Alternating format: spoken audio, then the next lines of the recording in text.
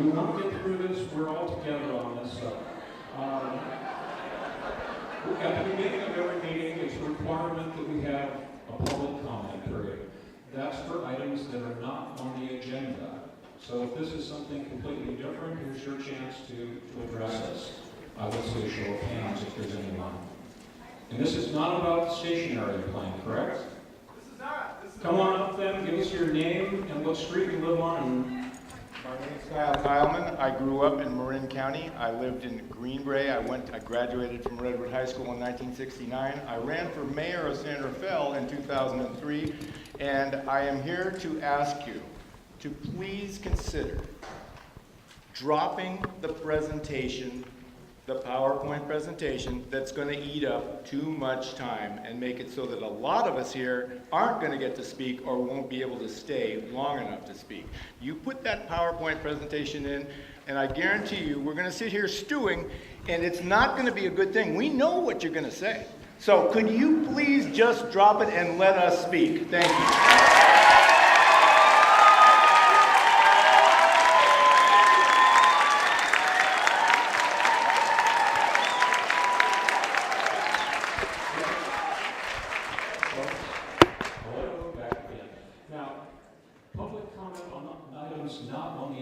Station area plan is on the agenda. So if you happen to have something not related to the station area plan, you do. Come on up, please. Peter Singleton, Larkspur. I will be brief. There are a little less than 8,000 registered voters in the city of Larkspur. By my understanding of California law on recall elections, to put a council member up for recall takes valid signatures of 25% of the registered voters of Larkspur, which is just under 2,000 persons for each council member that is subject to recall. And the citizens will have 90 days to do it. And all 5 council members currently on the City of Larkspur City Council are subject to being recalled at this time. Thank you.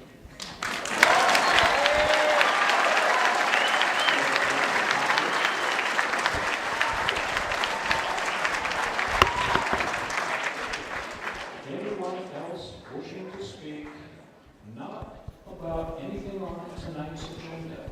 Yes, there's a woman standing at the back on the red shirt.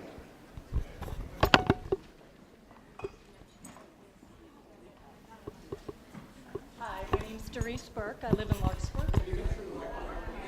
Hi, my name's Doris Burke. I live at 52 Myrtle Avenue in Larkspur. And I'd like to formally request that Larkspur withdraw from ABAG. Thank you.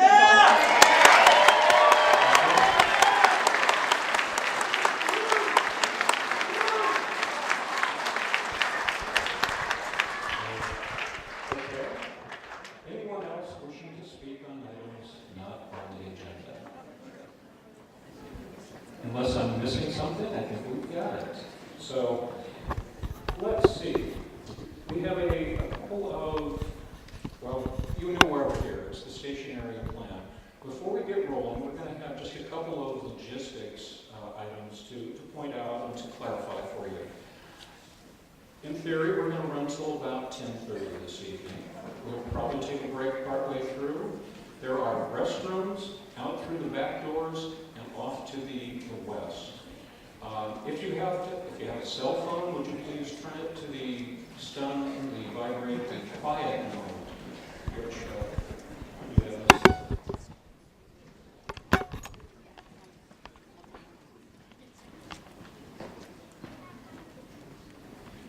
The way we're going to handle speaking this evening is if you came in and you filled out a speaker card that was over on the table, those cards have been shuffled, they've been given to me. I have a pile of them here. We're going to call the people when it comes time for public comment. We'll try and get about 10 of you lined up so that we can quickly get through as many people. We'd like to ask that you keep your comments to a 3-minute maximum. The longer someone speaks, the less people get a chance to have their opinions heard. There's been a question raised about can somebody cede their or give away their time to speak to someone else? we'll let somebody do that twice. So we could get a maximum of 9 minutes total time. So we'll try and work all of this out. Let's see. The exits also, you can see where they all are in case somebody had to get out of here in a hurry. The brief overview of this evening, why are we here? This is receiving comments on the draft EIR. The comment period runs through June 2nd, and by law, the city has to allow people to comment. You can do it two ways. You can speak, or you can also fill out a written comment card. Those are all taken by the preparers of the EIR.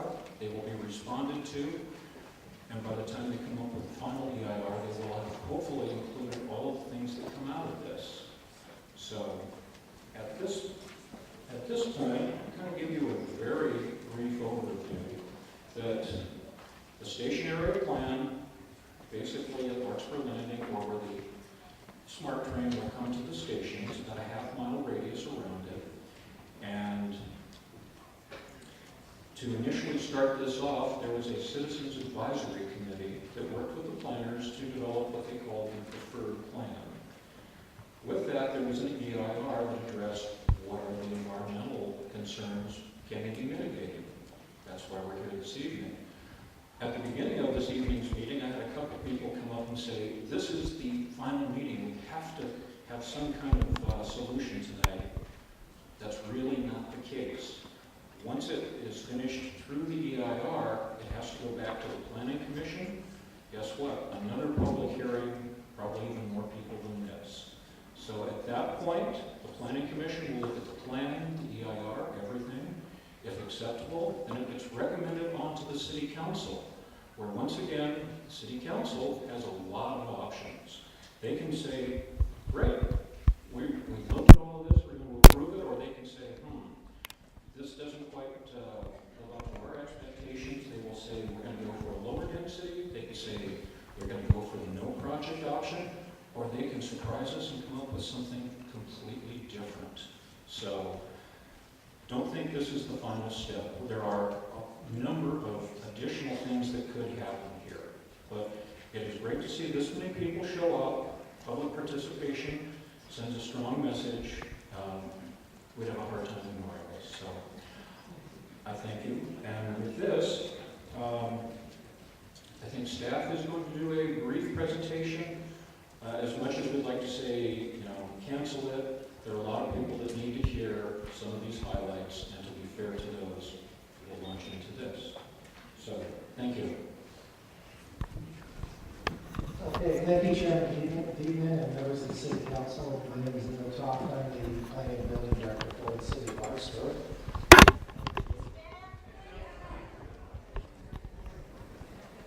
The purpose of tonight's meeting is to take public comments on the draft EIR and of the stationary plan. There are many people here to speak tonight, so we're going to try to be very brief. I want to give a little bit of background. Measure Q passed in 2008 with the southern terminus of the SMART train coming to Larkspur Landing right near the Cinema Theater. It's quite a distance from the ferry. Despite early opposition to the train in 2010, the City Council embraced the need for planning improvements around the future station. And in 2011, the city applied for a station area planning grant. The council recruited the Citizens Advisory Committee largely out of the General Plan Update Committee. We also conducted a 6-month selection process for consultants. Drafting the station area plan has been a nearly 2-year process. We've gathered valuable information, but it's been challenging, and it has delayed our general plan update. The CAC was made up of a cross-section of residents, business owners, and property owners. These are what we call stakeholders in the process. There were also representatives from the council and the various boards and commissions. We held 7 public meetings with the CAC. These were often attended by interested members of the community. These were public. The city also hosted 4 community workshops during various phases of the process. We additionally held a joint commission and council meeting in October 2013. So why plan around the station area? There may remain lots of debate about whether or Larkspur Landing could use improvements or not. The purpose of the Station Area Plan program is, as stated in our council resolution 2002-11. The Station Area Planning Grant Program is intended to promote transit ridership, reduce vehicle usage, increase housing supply, particularly affordable housing, near station areas, increase jobs near transit corridors, and locate key services and retail within the station areas. In proceeding with the Station Area Plan, the Council's first priority was to improve parking and circulation in the area. The plan does provide a suite of recommended policies and measures which seek to improve circulation, parking, and connectivity in the area.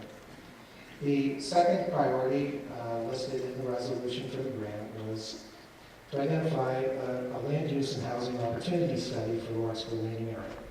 This would look at potential mixed-use opportunities relative to the existing commercial, office, and ferry terminal sites. Ultimately, the plan did identify 7 sites as opportunity sites to consider allowing a greater mix of uses at some higher densities than allowed under the current general plan. I'd like to note here, there is no one site proposed for 920 units. We don't have, other than 2006 plan for the Ross Valley Sanitary District site was approved in that time. We don't have any other plans on file or pending for development projects on any of these sites. This plan is intended over a 20-year time horizon, and there are lower intensity alternatives that were identified in the EIR, and that the cities can certainly consider lower thresholds or no project if necessary. I should also identify there was a third priority, which was studying the Redwood Highway area. And during the CAC process and the workshops, that was rejected. So there was no development proposed or added density proposed there. The plan also identified new park and public venue opportunities and other amenities to enhance the public experience and create some local identity in the Larkspur Landing area. So what is the process? We are at the very beginning of what's considered the public hearing process. No decisions have been made, none are to be made tonight. Any decision on the EIR plan is a ways off. We are really here tonight to finish the requirement to gather public comments on the EIR.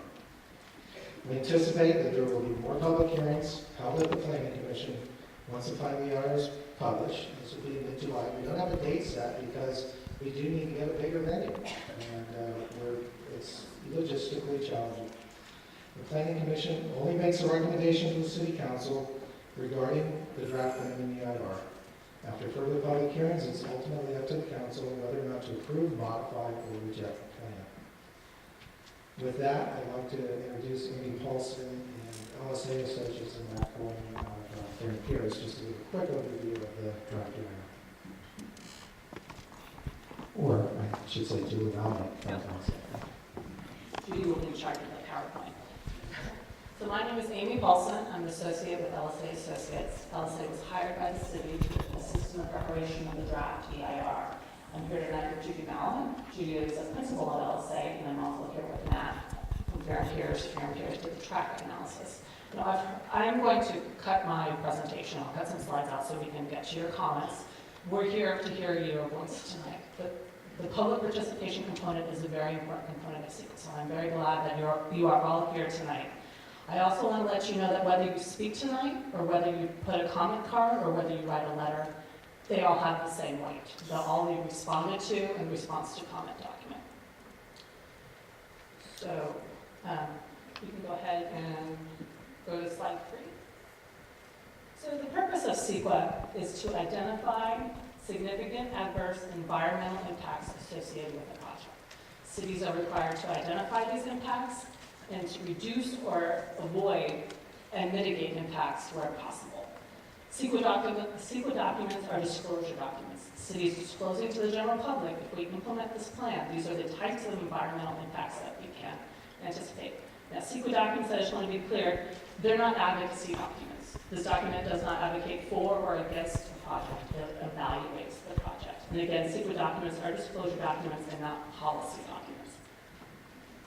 So there are several types of CEQA documents, and the document that the city decided was the most appropriate was an EIR, or an environmental impact report. Those are the most comprehensive and complete EIRs. Now, I'm going to talk about two types of EIRs. The first is a project EIR. If I were to build a hotel, the city would require to, or the city would undertake a project EIR. You have a site plan on a specific site. You can see, where the building footprint is, how big, how many people are going to work there, where the driveways are, where people park. It's site-specific analysis.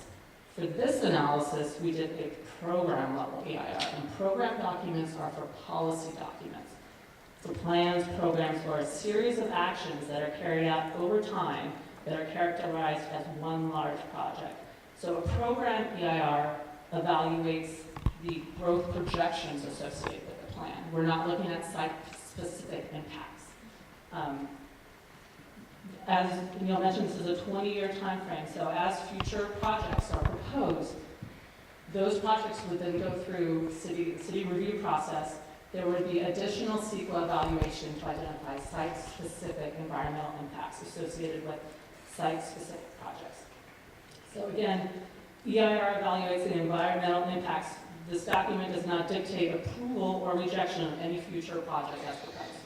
It looks at the development envelope, but not site-specific projects. So this, I'm not going to read through, but we had a bunch of technical experts on our team to evaluate this project. And we can go to the next slide. I need to read through this. So how do we evaluate impacts? So for each environmental topic, we identify significance criteria. And it will be different depending on the topic. For traffic, it may be level of service at an intersection. For air quality, it may be, you can emit a certain amount of pollution. If you emit over that, it would be considered a significant impact. And Judy, if you could go to the next slide so we can. I think that this is maybe a little easier to explain graphically. So we have at the bottom the baseline conditions, which would be considered the existing conditions in the environment today. So we see the dotted line, that's the threshold of significance. That will vary depending on the topic. I'm going to use air quality as an example. So the air district says you can emit a certain level of pollution. If you emit over that, your project is causing a significant air quality impact. If it is under that threshold, it's a less than significant environmental impact. Now, sometimes when you have a significant impact, you can identify mitigation measures or ways to reduce an impact. So the thresholds of significance are what is used to evaluate whether there's an environmental impact or not. So, do you want to go to the next slide? So this slide shows all the topics that we evaluated in the EIR. Where you see an X, we identified an impact, but there was a mitigation measure identified that could reduce the potential impact. Where you see an SU, we identified a significant and unavoidable impact. And there may be no way to get that impact reduced to less than significant level, or that there may be an improvement that the city has no control over, like maybe an intersection outside of the city of Larkspur. Okay. So,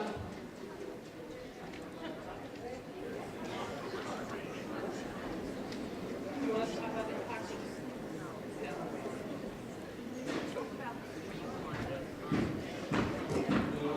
If you can, obviously hit the highlights and not get too into the details. So we'll quickly talk about traffic. Briefly talk about traffic. The project was found to cause several significant impacts located at several locations along Sir Francis Drake Boulevard, including Lisa Drive, Larkspur Landing Circle, Anderson Drive, and as well as northbound Highway 101. There were mitigations identified for several of those locations to reduce them to less than significant impacts. However, some of the locations would remain at significant unavoidable because the mitigations are either infeasible or outside of the city of Larkspur's control.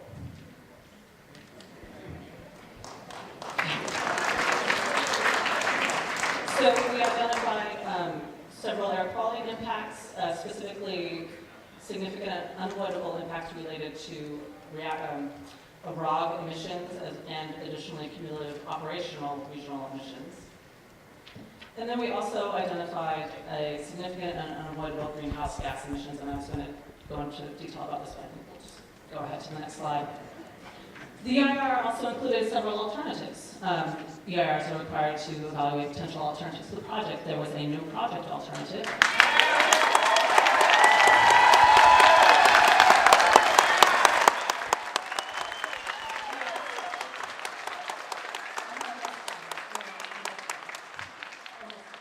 A no military terminal development alternative as well as a reduced residential development alternative. Neil talked about where we are in the process, so I think we want to hear your comments. Please provide written comments. Comments will be taken until June 2nd at 5 p.m. And then I will turn this is the end of my presentation, so I will turn it back to the chair.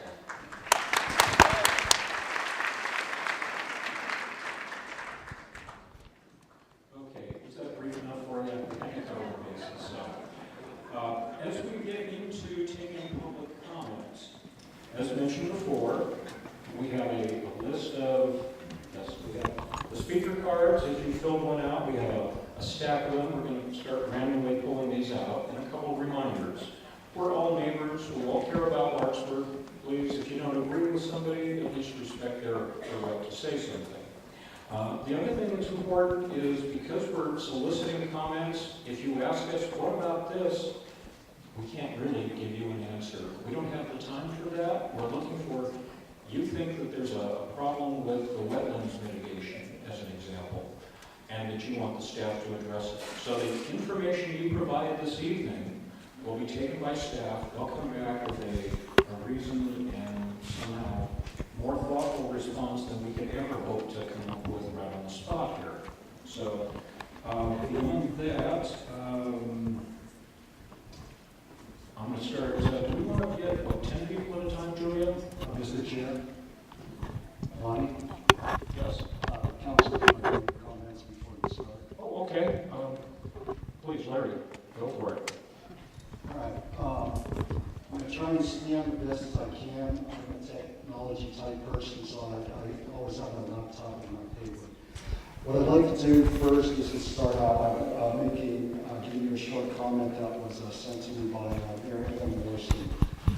I've gotten quite a few number of emails on the station area plan. Sorry.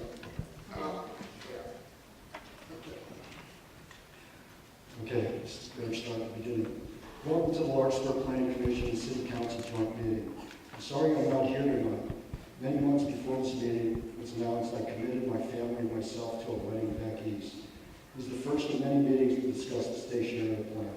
We hope you will feel throughout this process that the Larkspur City Council and the Planning Commission's commitment to an open and transparent, and that's emphasized, process to encourage public comment and input. We understand the strong emotions to any new potential development in the Larkspur landing site. It is clear to me that 95% of the area community wants no development in Larkspur landing. I hear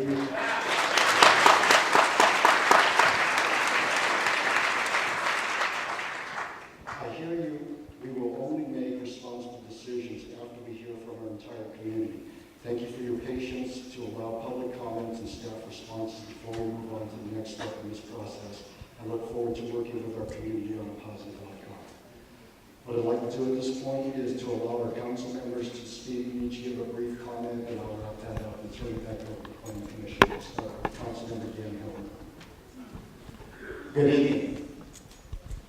Thank you very much for all the public comment and emails received by me over the past months.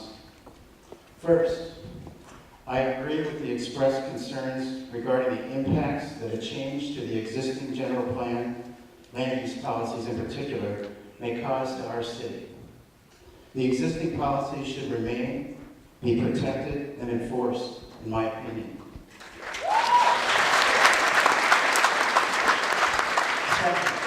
Second, I agree with the public perception that the draft station area plan and the preferred alternative, as well as Plan Bay area, are fundamentally flawed.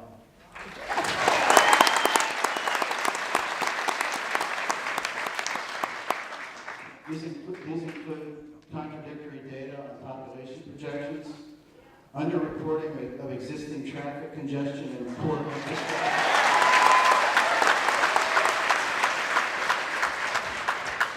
underreporting of the lack of convenient public transit and the impacts of traffic from the Richmond-San Rafael Bridge on the 101 freeway and Sir Francis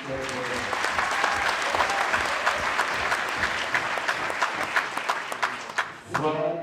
Flawed economic assumptions regarding highest and best land use without property owner input.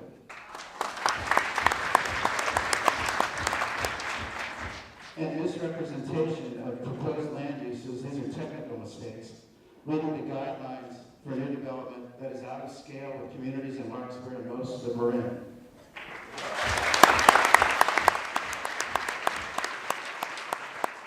These flaws in the Plant Bay area have been repeated, in my opinion, in the draft plan and the preferred alternative. Here's my thinking related to the current draft and the EIR.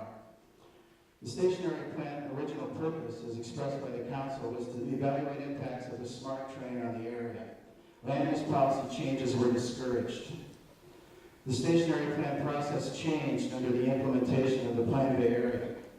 And this led to guidelines that promote high-density housing far exceeding what the Larkspur landing area can realistically accommodate.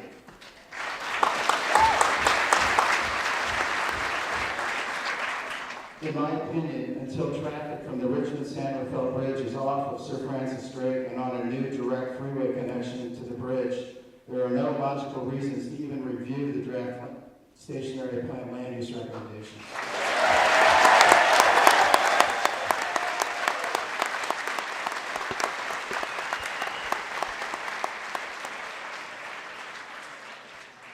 Circulation improvements to the Larkspur landing area are very much worth reviewing and should be the City Council's focus as originally intended. The Council needs to take action and relieve congestion on East Sir Francis Drake by urging MTC, the Metropolitan Transportation Commission, to immediately open the third lane on the bridge now. Parking and local street improvements in the landing area are needed immediately. Thank you very much. I hope this is helpful information for all of us.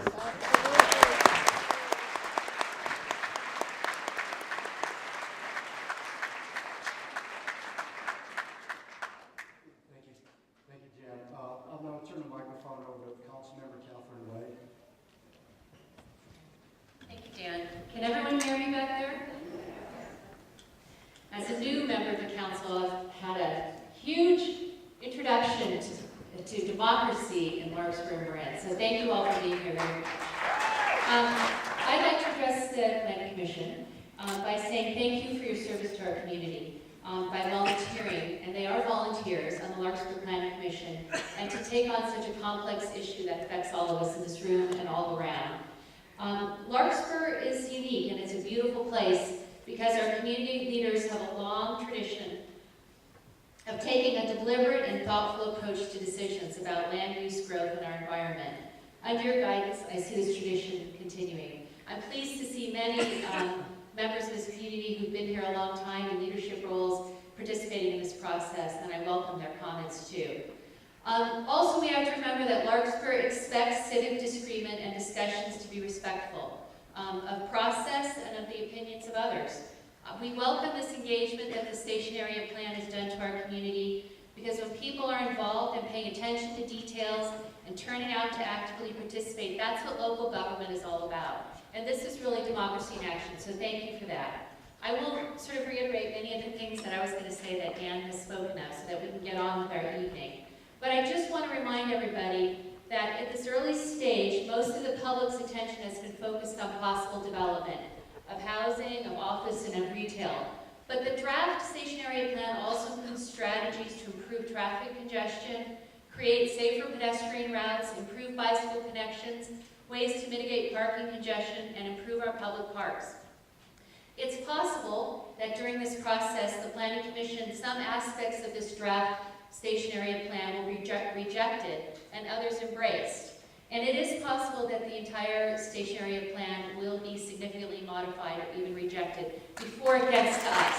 So we have a long way to go on this. As a council member, it's my responsibility to listen to all viewpoints and opinions. We're here to question all the assumptions and to help guide what is the best policy for Larkspur's future. And all the council members are engaged and actively participating in this process. I want to reassure you of that. And I took on this important role because I live here too. I live here, I work here, my family's here, my kids have gone to school here. This is very personal to us also. So let's make it all about what we can do right for this community. So with those things in mind, I have one statement in regard to the EIR, and it is under Section 4, subsection B, about transportation and circulation. Before anything is done, we must find real solutions to traffic congestion, parking, and transportation issues in this corridor. As we know, Larkspur sits at the confluence of a main corridor road and a state highway, both of which see heavy pass-through traffic. This isn't just our local roads, it's a regional issue where multiple agencies must be involved and held accountable by all of us for workable solutions to these problems. Together, we need to find a real and permanent solution to the traffic congestion on East Sir Francis Day and Highway 101 before we can even consider any land use changes or amendments to our long-standing general plan.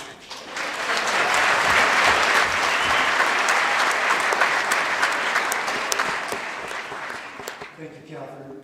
Councilmember Kevin Harrell, you're up next. It'd be better for the crowd, thank you.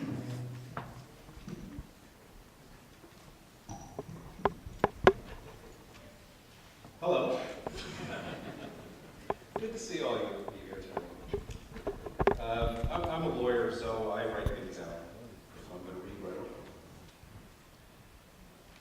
I appreciate everyone attending the meeting tonight. I'd like to take a few minutes just to clarify my own views on where we are and where we are going with the Larkspur Station Area Planning process. I was elected to the Larkspur City Council last fall after a year and a half serving on the city's planning commission. My campaign in the fall emphasized concern over what I viewed to be a worrying trend toward increasing urbanization throughout the 101 corridor and elsewhere in Marin, including but not limited to the Larkspur landing area. I believe I was elected to City Council largely because of those concerns, and my views on the issues have not changed.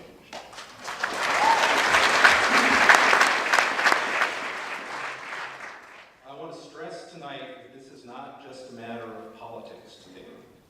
As some of you may know, I have worked as a lawyer on environmental and land use issues for many years.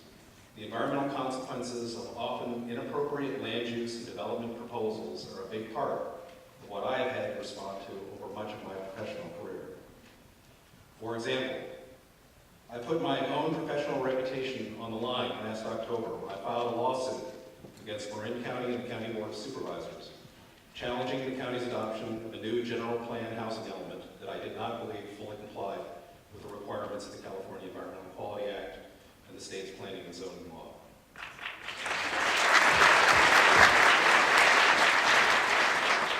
I also have serious concerns over both the adequacy and the accuracy of the draft EIR of the Station Area Plan, as well as the Station Area Plan itself.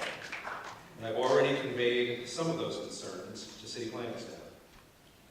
I intend to continue to express myself on those issues in ways that I believe are most likely to be constructive and lead to outcomes that respond fully to the needs and interests of our local community. But the promotion of my own views or the views of other elected officials on this subject is not what tonight's meeting is all about.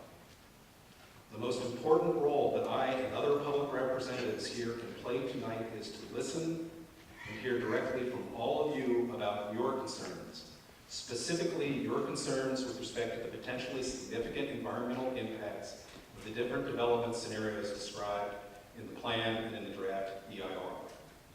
Tonight's public hearing was set first and foremost to comply with the public comment requirements of CEQA and to hear what each of you have to say about the adequacy of the environmental analysis presented in the draft EIR, not me. I encourage everyone to keep that focus in mind and not just use tonight as a vehicle to vent understandable frustrations and complain about others who may not share your individual views. This is not the first, and it won't be the last time the public will have a chance to comment on the merits of the planning proposals that are before us. I intend to participate fully in that process in an open and transparent way, and I look forward to working with each of you here tonight to reach an outcome that we can all be proud of. Thank you.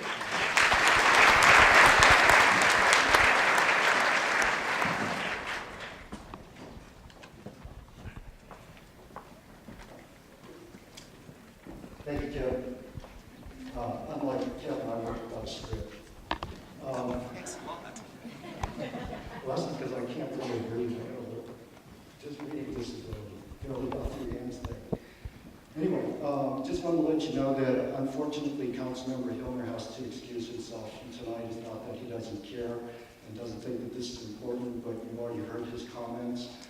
He has an equally important task right now, which is go to the Transportation Authority of Marin to advocate for that third lane on the Richmond Bridge.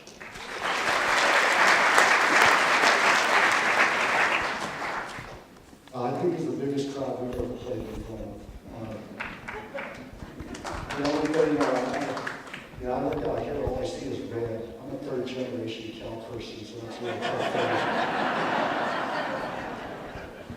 But be that as it may, one of the things I want to be able to communicate to you is that I got my start in 2003 because I came out of the neighborhoods. I was a HOA president, and a former council member thought it might be a good idea that I run because we shared similar viewpoints on land use and development in and around Larkspur. I hadn't forgotten my roots. One of the first things I asked for was the assignment to be the ABAG delegate for Larkspur, and I served in that capacity for 6 years, including fighting with them for over 3 years, trying to get Larkspur's numbers in the last cycle down from 1,042 to 382 units. We didn't get everything we wanted, no one ever does, but at least we were willing to fight. We also have a pretty regular and I would say consistent council style where we look at everything, and we also look at it in the context of what's best for this community. We did that even though we took a lot of hits for opposing SMART. For any of you who saw my editorial on Sunday,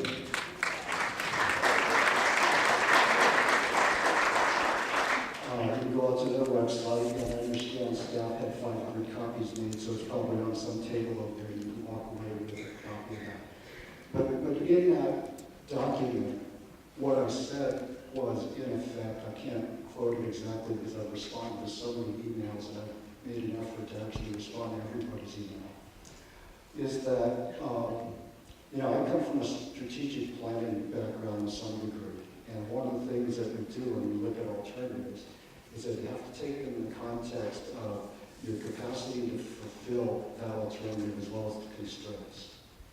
So I have a tough time professionally looking at something when we have an unresolved issue and just say, oh, well, it'll be solved sometime later. So in that particular context, we have a number of different things that have not been mitigated even in our existing conditions. So I find it very difficult to want to proceed with any plan that will look at further development, specifically in the Larkspur area.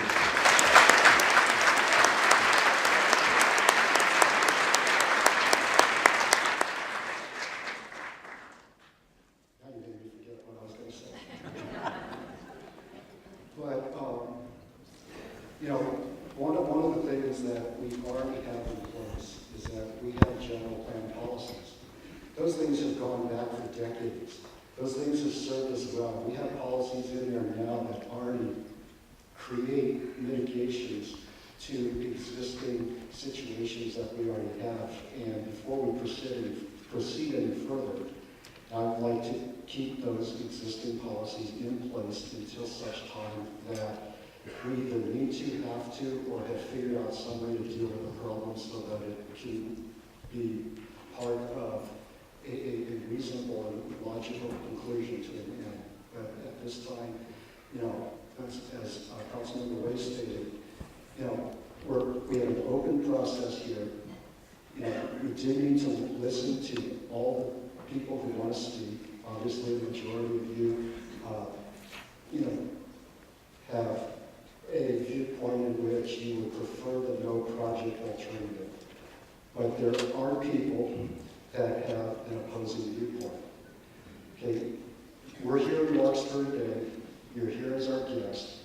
One of the things I'd like to ask you is that when other people speak and they have an opposing viewpoint, to just stay silent. Okay, because it is intimidating enough for people who have never spoken in public before to come up here even when everybody agrees with you. You can imagine how it would be for people who don't agree with you. Okay, so we would like to maintain, decorum. here in Larkspur. We don't want to further the reputation that Marin is getting for having a hostile environment for any opposing viewpoints. And, we welcome everything at this point because that's what this process is. Now, before I turn it back over to the Planning Commission, I'd like to make one more quick request to the chair. Supervisor Katie Rice is here today, and she also has the same town meeting to attend.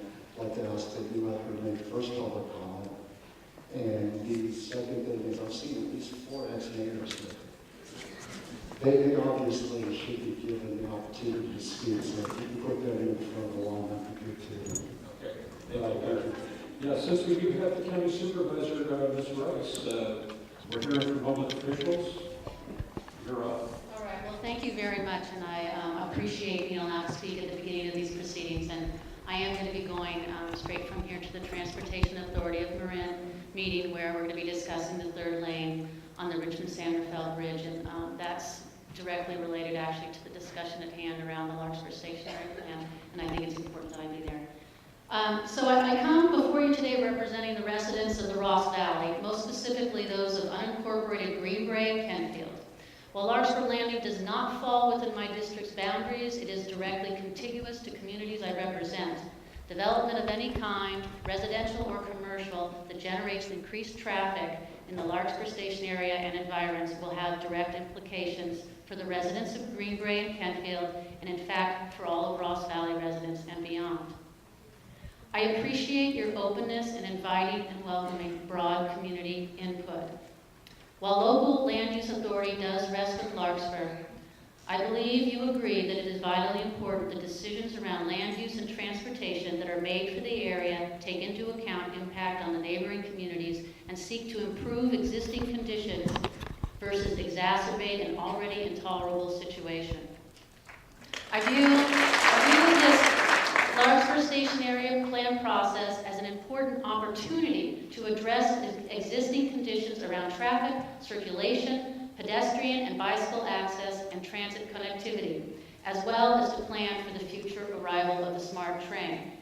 The DEIR, in our own experience, tells us unequivocally that Larkspur Landing, the Redwood Highway area, Sir Francis Drake, both east and west of Larkspur Landing, cannot handle existing traffic demand, let alone any increases. Experience and common sense tell us that there are existing parking, circulation, transit connectivity, as well as pedestrian and bicycle infrastructure issues that demand attention, with or without additional housing or commercial development. Every alternative studied in the DER, including the no project alternative, showed increases to traffic congestion and demand for services, even with fully realized mitigations, however realistic those mitigations are or not to implement. For an area already overbooked, whether that increase hits the CEQA significant impact threshold or not is irrelevant to the community. Community members living with the consequences of an overprescribed, insufficient, and unsafe transportation infrastructure. While local authority over land use decisions is the law of the land and something Marin County jurisdictions and residents greatly revere, I believe that we all, as community leaders and community members, have a greater awareness now more than ever of our need to consider the broader implications of decisions we make for local land use. Traffic, like floodwaters and fire, does not recognize jurisdictional boundaries. I applaud Larkspur for being prospective with regards to planning for the future coming of SMART, and also for building into the purpose statement of the draft plan the goal of addressing and improving current circulation for bike, ped, and auto, as well as parking, transit connectivity, and access. Planning, addressing the current needs and challenges in the area, as well as anticipating future needs, is a critical function for government. Indeed, this goal of improving traffic circulation and transit at this highly congested local, arterial, and regional crossroads should be the priority objective of this planning process and should be one that the broader community embraces.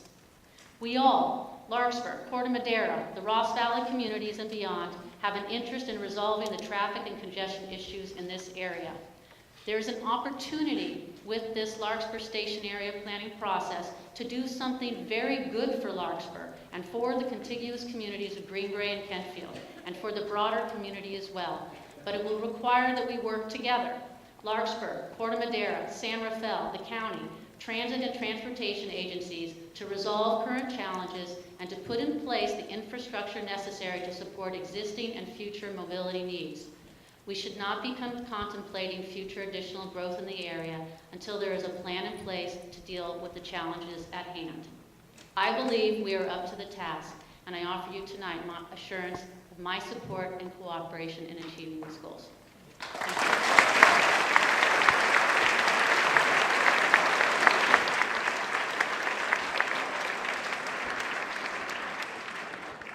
you. Okay, thank you.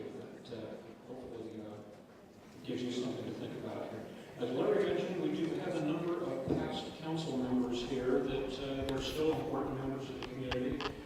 I'd like to offer them the opportunity, if you want to speak, if you'd like to say something, not required. Yes, sir. Come on up and give us your name, please.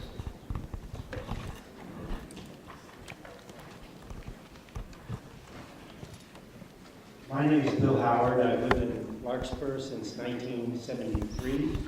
I was on the council from 76 to 80. I was the mayor in 78, 79. My wife has lived in the Green Bay part of Marin County since 1957. So we've been here a long time. We've faced many challenges over the years. I think none are greater than face us right now. I'm only going to take about a minute. That leaves 2 more minutes for someone else. I think that there's only one answer to the EIR that we have before us, and that is no project until the current problems are resolved. We have more than enough problems to deal with. Let's fix those before we allow any further development in the 101 Sir Francis Drake corridor. The only other thing I would like to say is that we've been designated an urban area by the state, and it's time to change that. We are a suburban area. We should be treated as such. Thank you.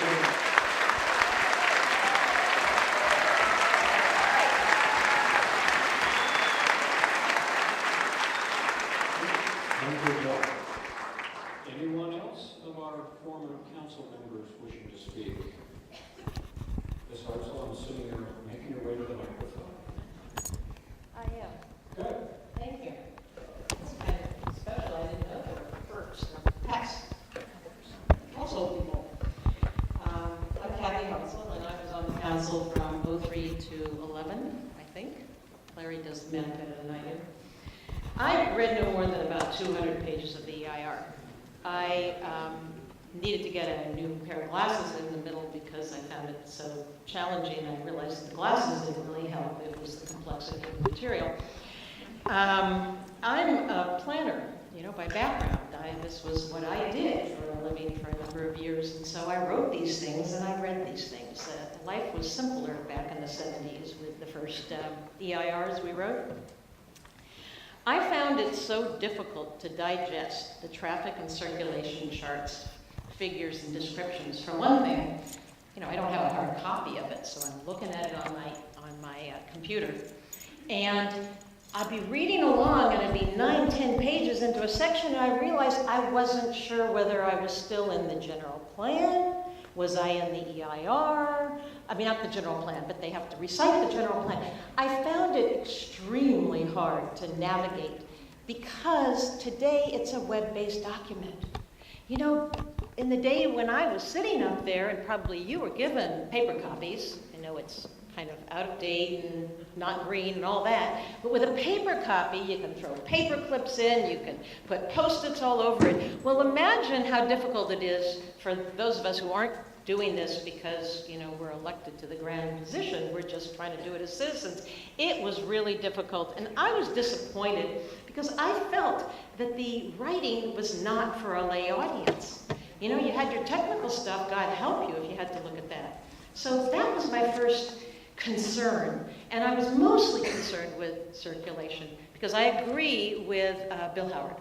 And so I will echo that recommendation, but that's project, not the EIR, so I have to be careful about that because we're on EIR today. So on page 135, they're talking about this bad traffic in the landing area. And it says the mitigation for the bad traffic is to change the general plan so you don't have a requirement that traffic not be that bad. To me, that is absolutely audacious. In fact, it's ludicrous, it's ridiculous, it was really pretty insulting. Pretty insulting, sorry, I'm supposed to eat the mic, okay. So here's what I say to that. We need to create a 0% traffic cap on the area. No new development should be allowed to occur that will make traffic worse than it is today. That's not what's in the plan recommendation, but that's really where we should be going. 0% change from any new development.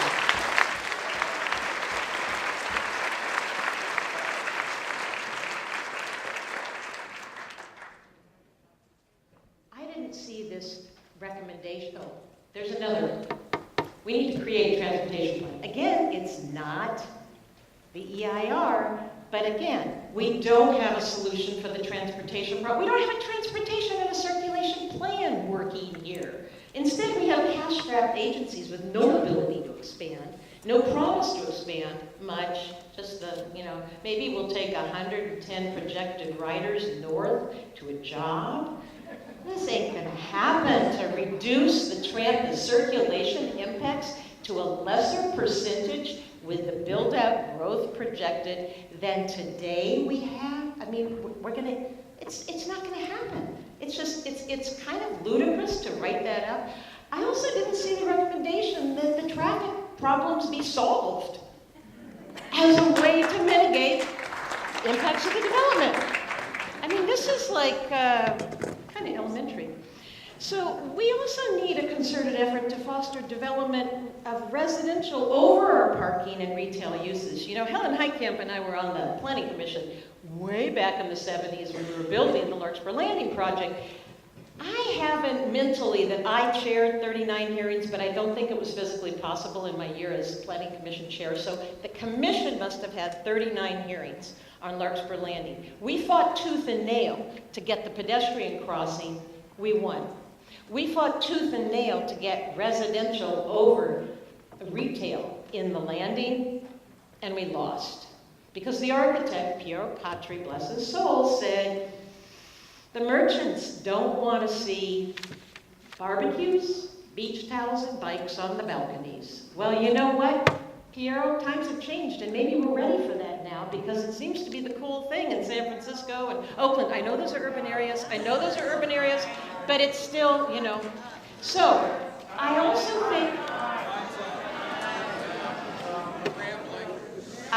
think the EIR there's absurdity in this section on public services because it does not adequately assess the transportation, traffic, walking, whatever the kids are going to need to do. It's not 1 to 2 miles to the schools. The schools are in San Rafael, not in Larkspur, Kenfield. The schools for the landing are San Rafael. And no parent is going to allow an 11-year-old, let alone a kindergartner, to travel to Davidson or Bahia Vista on foot or bike. The distance and commute time is going to be onerous for the parent or carpool driver, and a mitigation measure for that is not mentioned in the EIR, but it should be that there would be a guaranteed and managed program of supervised pedestrian and bicycle traffic to all schools for any new residential development that would include housing for children. So, thank you. Sorry.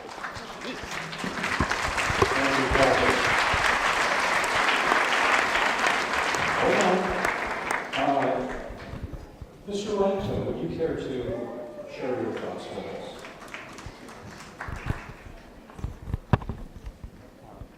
Larry Alonso. I've lived in Larkspur for 42 years, and I was on the Planning Commission of the City Council. I have a number of comments. I spent a lot of time reading parts of the EIR and comparing it to what's in the general plan.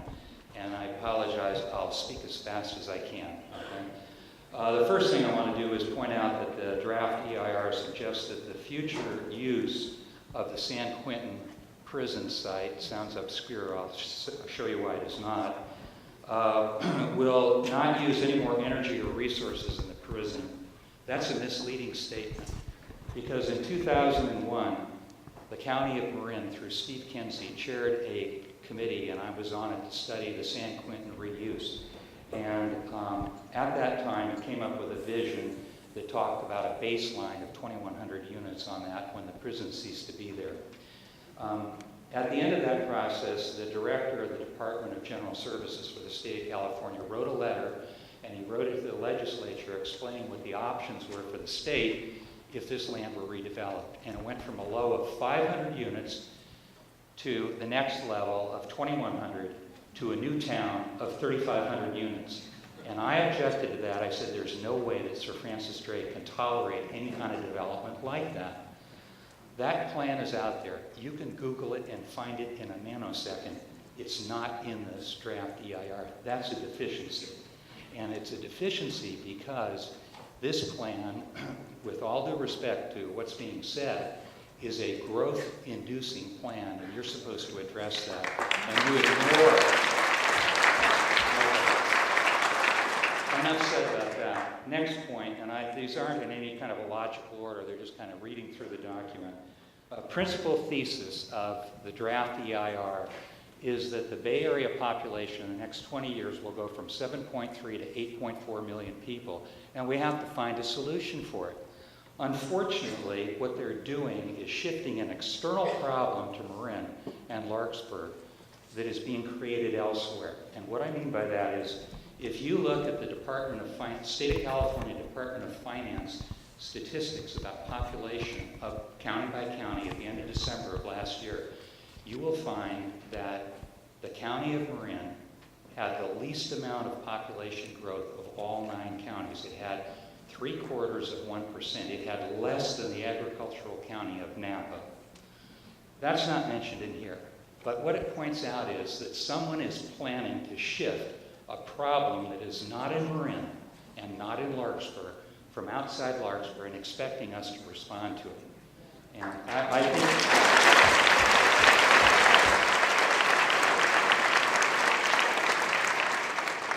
Larkspur landing process, a little bit of history.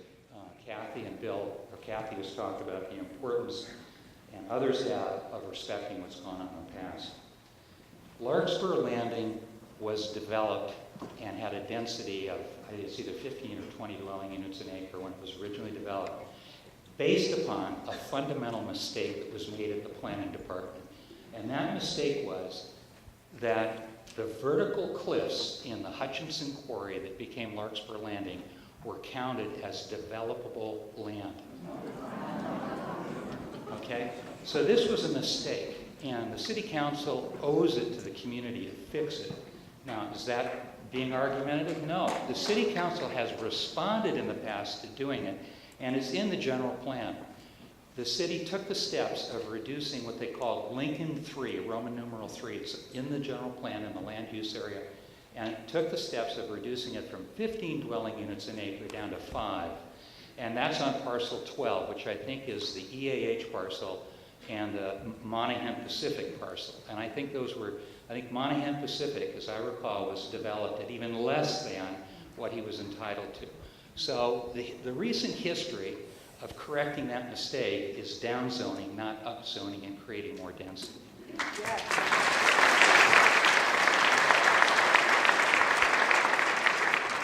When I was on the commission and the council, the general plan was looked to as a guide to future projects, and we referred to it as kind of the constitution of development. I think the cases may say that. I'm not an environmental lawyer, but I think that's what they said. But what I want to communicate is that when I got on the council, when I was on the commission, I think we collectively looked at our general plan as a legacy of the wisdom that came before us, that went through a community process and was then reduced to a writing. And we felt it was our obligation to continue the wisdom and the legacy of what's in the general plan. And it has been done with developments out on Sir Francis Drake at Bon Air, where the shopping center was enlarged, and at Drake's Landing and all of that. When I read this draft EIR, I'm making this point because I was I don't know what the right word is, appalled, surprised, reading the circulation element of the draft EIR, and they list all these goals, 1, 2, 3, 5, 7, da-da-da-da-da. What they don't mention is goal 4. And I'm going to read the title to you because it's important. This omission is unbelievable. The title is, Improved Local or Regional Traffic Should Not Negatively Affect Larkspur.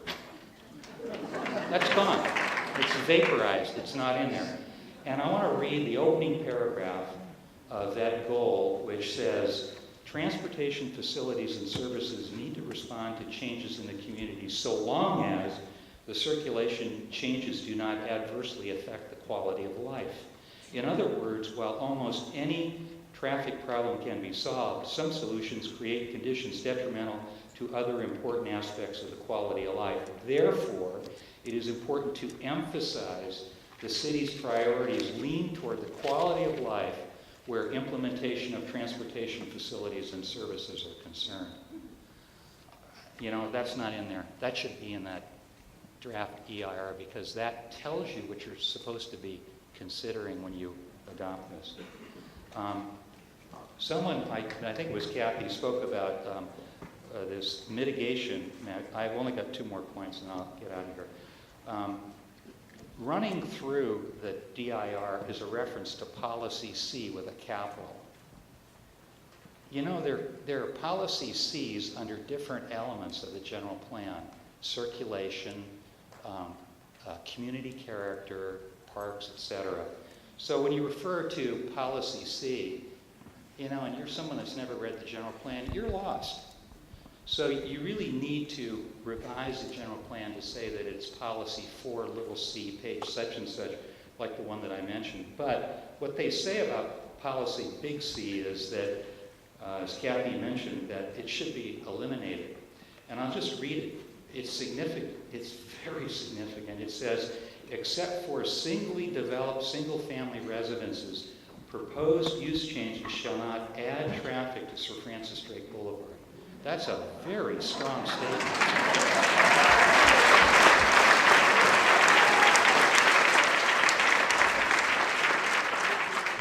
However, the proposal on the impact on transportation, Impact Trans -1 at page 135, is to eliminate that. Now, they call that a mitigation. That's Orwellian language. That's Orwellian. That is an environmental standard, and if you can't meet it, you can't meet it. But you don't say that you're mitigating it by abolishing it.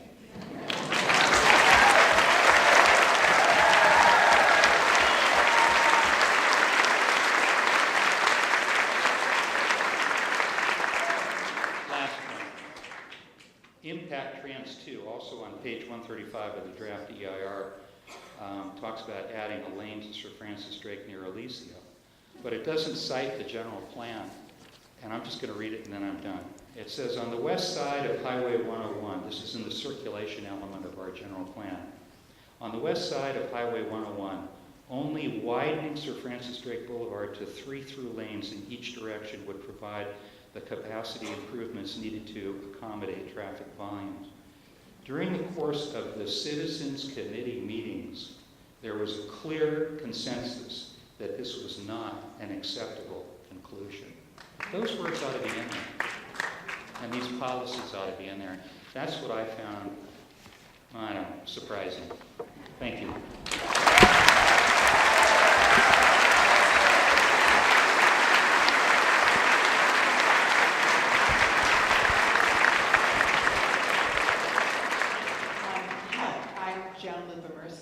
And I served, as you know, 3 years on the Larkspur Planning Commission, 20 years on the City Council, and then 5 years on the County Planning Commission.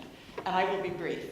I've sat through many hundreds of hours of public hearings, and I know this is going to be a long one for you, but it's very important that these people speak, and that in the tradition of Larkspur, that people are respectful, them of you and you of them, and that all this information they're going to be giving you, particularly the kind of data that the former Mayor Longto gave you. Speaking to this page and that page and exact words in the document will be very helpful.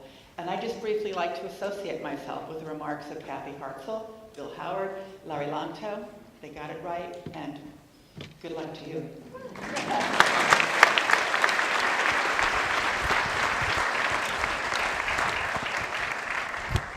Okay, do we have any other former council members wishing to speak?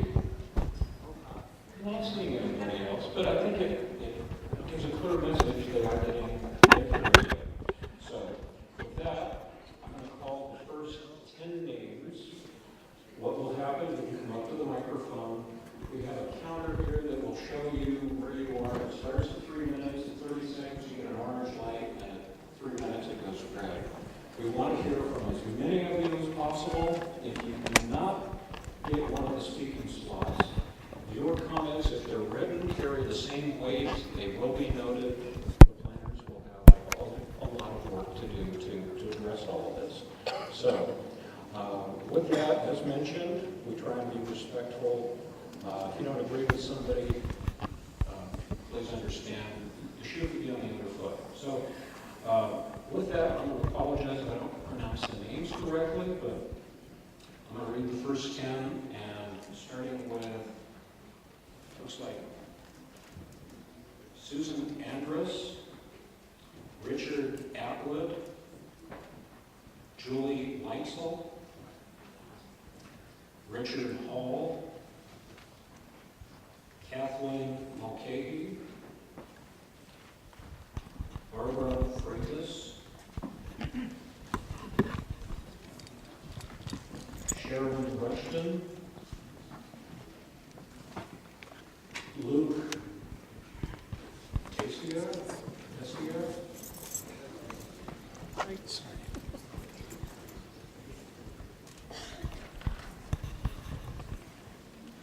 Peter, the writing's a little difficult, looks like Hobble, and Richard Wall. So, with that, if you would just give us your name. Sure. My name's Susan Andrus, and I'll start again. My name's Susan Andrus, and I've lived in Larkspur for over a decade. I actually had a chance to address the city council last night and give my comments on this topic, so I'm going to cede my time to my husband, Joe Keene. Thank you very much, and thank the council and the commission. Before I start, I just have to take a slight exception to something that your name. I'm sorry, Joseph Keene, West Baltimore Avenue. Thank you. Takes a slight exception to something that Vice Mayor Chu said. I agree that we need to be respectful and we need to be temperate in our comments, even if we feel passionate about them. But having practiced law and read the Constitution in the course of that, I think it's incorrect to say that we are here as your guests. I think the way it works is you're here as our guests.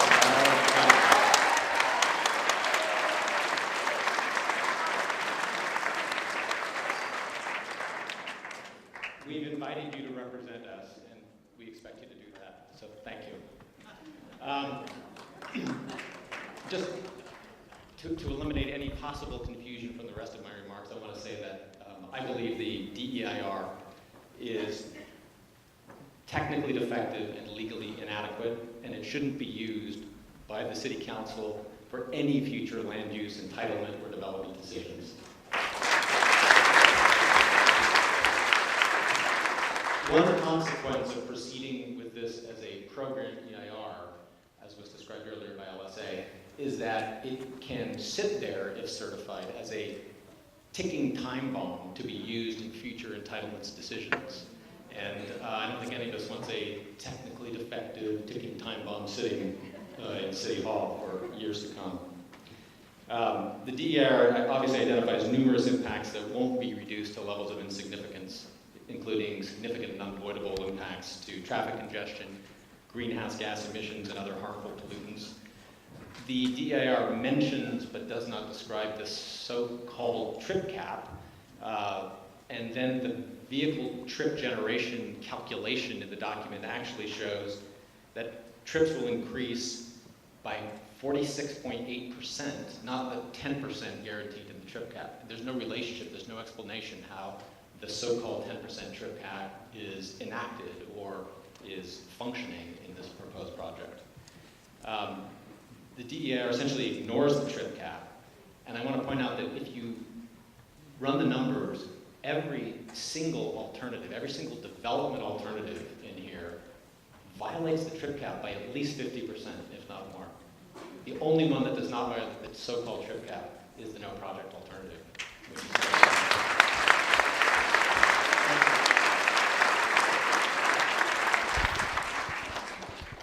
Good evening, council members and planning commissioners. My name is Richard Atwood. I grew up in Mill Valley, and well, not my whole life, but most of it. I've been a resident for 47 years. Went to Tam High School, and I own the property at 14 East Sir Francis Drake Boulevard in Larkspur Landing. I sort of feel that whatever form the station area plan takes, I would like my property to be a priority site as well. Now, there is a benefit to this in that whatever is approved, whatever density increase occurs, it would be spread over an additional property.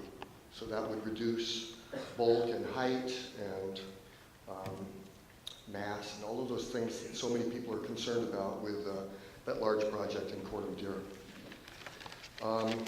And it would be from an EIR standpoint, these are some of the reasons. The site has direct access to Class 1 separate multi-use bike paths with safe and separate access to the SMART station consistent with Drake's Landing and the ferry terminal parcels.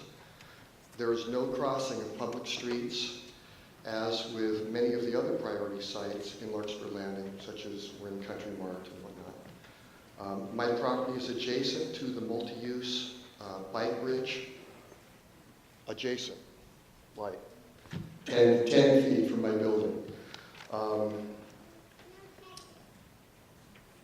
The ramp is approximately, the base of the ramp is approximately 80 feet from my property.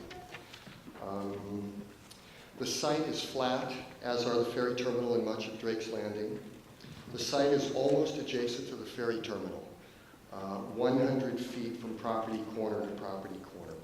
The site is much closer than Drake's Landing, which is on the other side of 101, and other priority sites. Thus, the short distance to the ferry terminal will encourage high usage of the adjacent multi-use path, as it does today, and is especially true for elderly and persons with disabilities.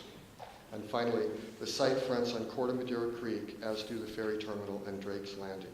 Corte Madera Creek offers yet another mode of transportation. Thank you very much. Thank you. Okay, next speaker, please. My name is Barbara Freitas. I live at 40 Lark Court. I've been there since 1985. I am going to only comment that I think the traffic is impossible now, and I vote no project. I'm ceding the balance of my time to Richard Hall. Thank you. And if we can get your name for the record as well. Sure. I'm Richard Hall. I'm a resident of Civic Centre in San Rafael.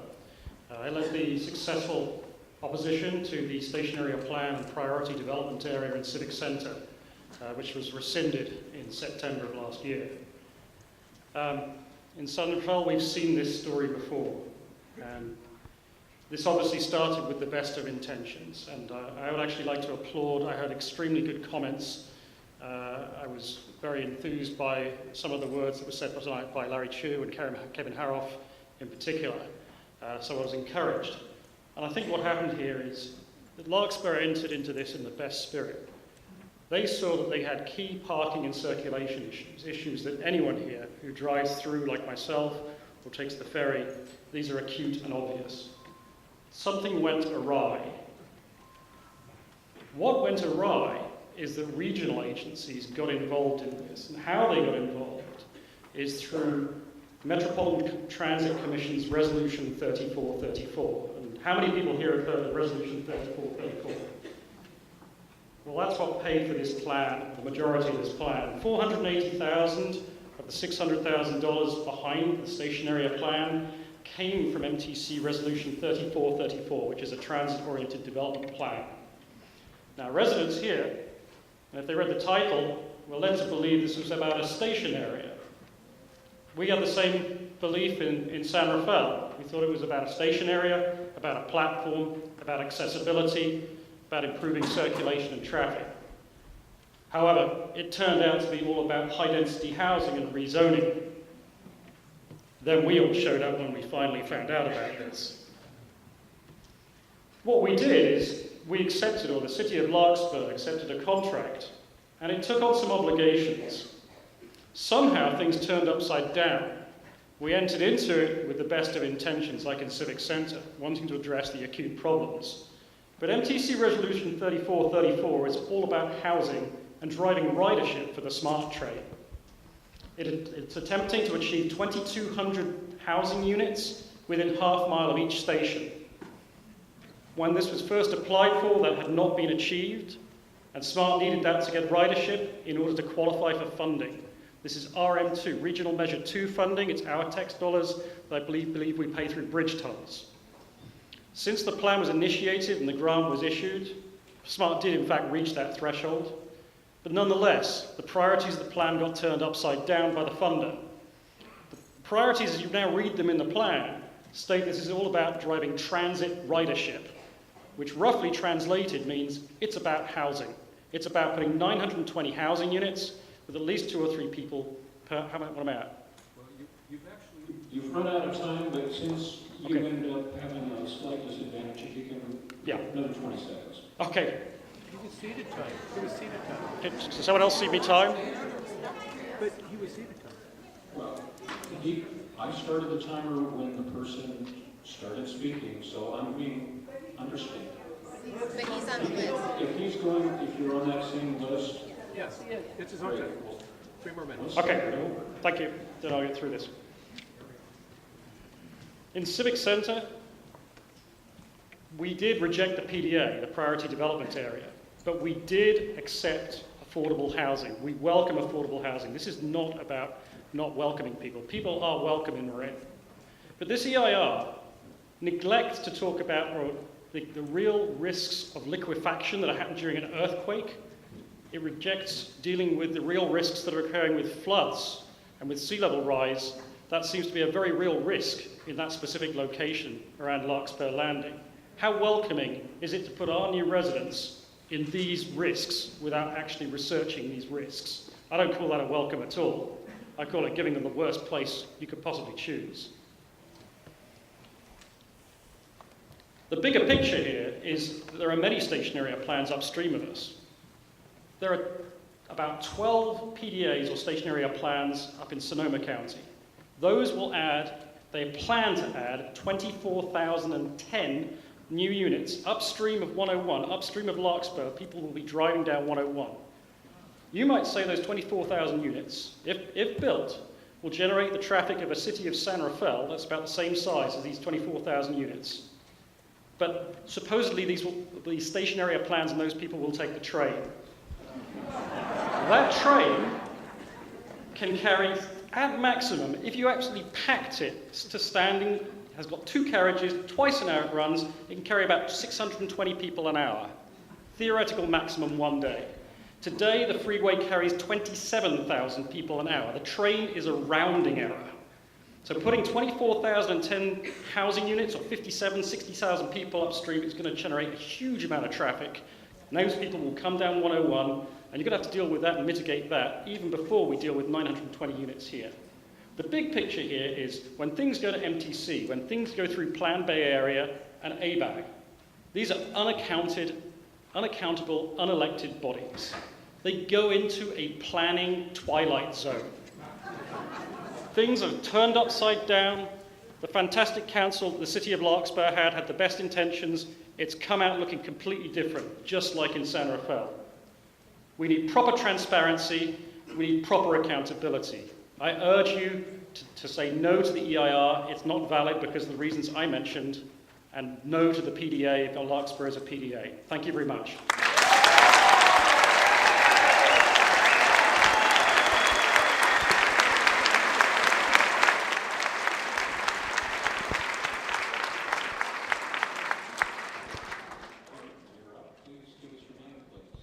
Kathleen Mulcahy, Larkspur. I've rented over at Larkspur Landing for a couple of years, and I've rented and own a condominium over behind Mountain Racquetball Club. I call it Larkspur's high-density housing. And at the end of my little spiel here that I'm like Larry going off script, I'll do a little comparison of how well we do back in that neck of the woods and how we can even propose to think we can do well over in Larkspur Landing.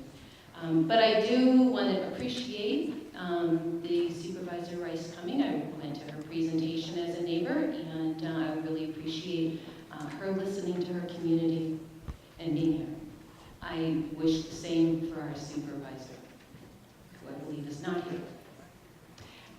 Additionally, it's unfortunate that our mayor could not be here in arranging the dates, which happened quite recently. And so I invite her on this speaking platform to listen to one of these multiple videos that are going on so that she can embrace the questions that we're proposing in front of you.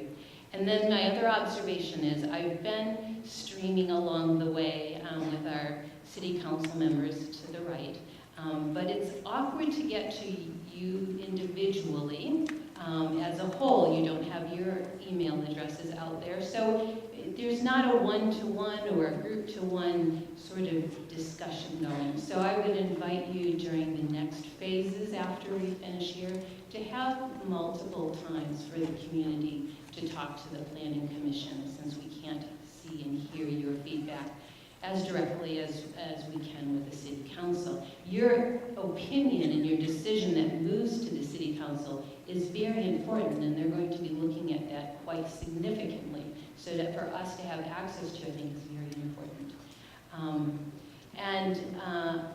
I wanted to round out with living over behind Mount Tam Racquetball Club. It is a high-density area that's full of a variety of different ownerships and condominiums, and that area has only just recently, I've lived there for about 15 years, has only just recently fixed partially their flood zone. We used to be a river every winter break, and so, and the roads back there are pretty atrocious, and we've had lots of sewer digging, everything that can happen through creekside homes, and going out into the school district.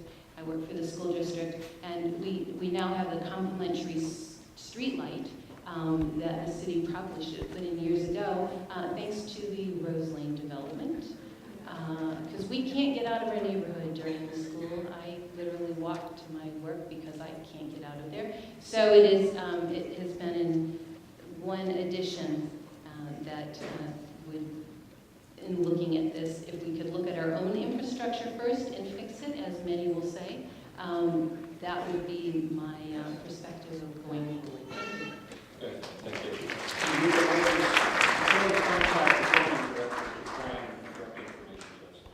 Yes, your comments, please. Good evening. I'm Sharon Rushton, Chairperson for Sustainable Tam Almonte. First of all, we wish to point out how important your decision is regarding whether or not to certify the Station Area Plan's Environmental Impact Report. Certification of the EIR could pave the way for future detrimental development, even if the current council is opposed to such development. If the EIR is certified and then the council votes for the no project, it is possible that the proposed development would only be stopped temporarily. As long as the EIR is valid, another council could turn around and implement portions or all of the plan at a later date. Moreover, certification of the EIR allows potential streamlining of environmental review of subsequent projects. The DEIR states, this document is a program EIR for the Station Area Plan and may function as a project-level EIR for later specific projects. In addition, regarding CEQA streamlining laws, the Station Area Plan's EIR is a program EIR that future projects would rely on for streamlining. Secondly, we wish to emphasize that the draft EIR fails as an informational document and falls short of CEQA's mandates. Per our letter, the draft EIR's conclusions are not supported by substantial evidence. The draft EIR violates CEQA by postponing environmental review. The draft EIR fails to adequately disclose, analyze, and mitigate the plan's significant impacts with respect to air quality, seismic activity, water supply, and sea level rise, among others. Therefore, the draft cannot be relied on to approve the Station Area Plan. We urge you to not certify the EIR and not proceed with the current Station Area Plan. Then, you could begin a new plan and, if desired, incorporate positive portions of the original plan, like the circulation section. Thank you very much.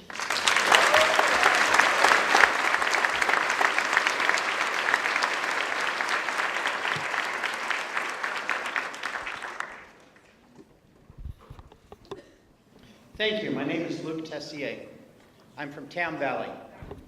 I'm here because, as John Muir said, nature and the world is a tapestry. When we tug on a single thread, we find that it is all connected. All of our communities in Marin are connected. Everything that happens in Larkspur affects us in Tam Valley, in Mill Valley, and indeed in all areas of the county. I claim the draft EIR is not legally certifiable. I'll say that again. The DEIR is not legally certifiable. Here's why.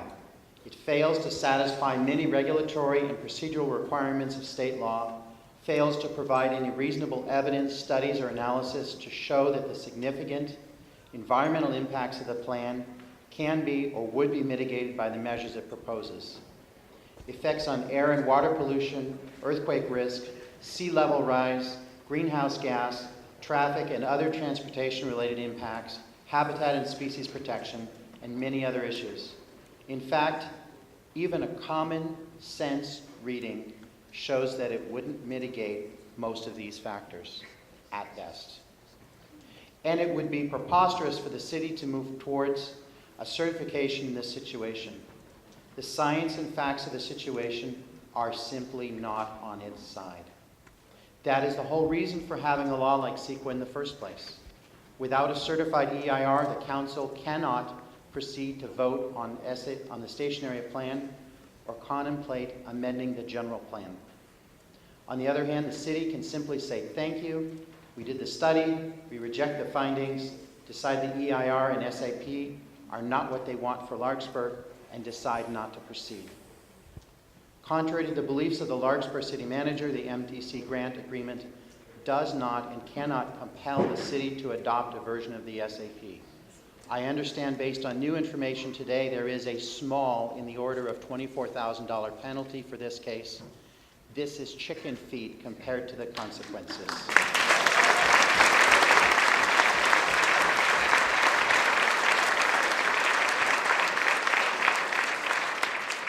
The EIR and the plan it supports, which, by the way, is solely for the purpose of supporting the plan, the grant that was written, that was used to write the plan, which supports the plan that it supports through the money that it was written for, must be rejected. 7 years ago, Mill Valley City Council decided that their Miller Avenue precise plan, a plan also funded similarly, should be dropped. They did that. They proceeded with a new plan to deal with traffic and circulation improvements minus land use changes. I sincerely hope that the City Council of Larkspur can show the same courage, insight, judgment, and leadership. I urge you to reject the draft environmental impact report.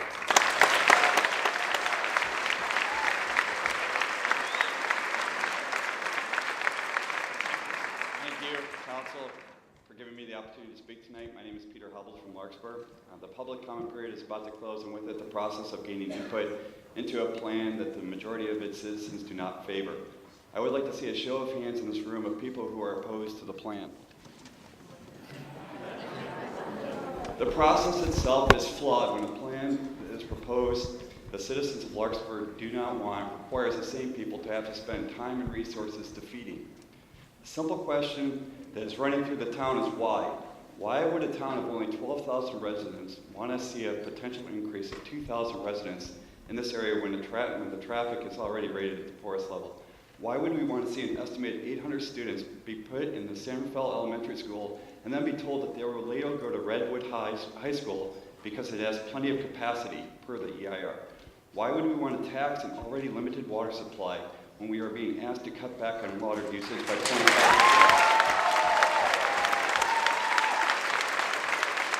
Why would we want to pay higher fees in the area and most likely higher taxes through bond measures to pay for the extra burdens on schools, police, and fire?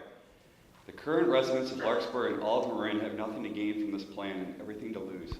The EIR should not be certified because it is completely a flawed process. Thank you.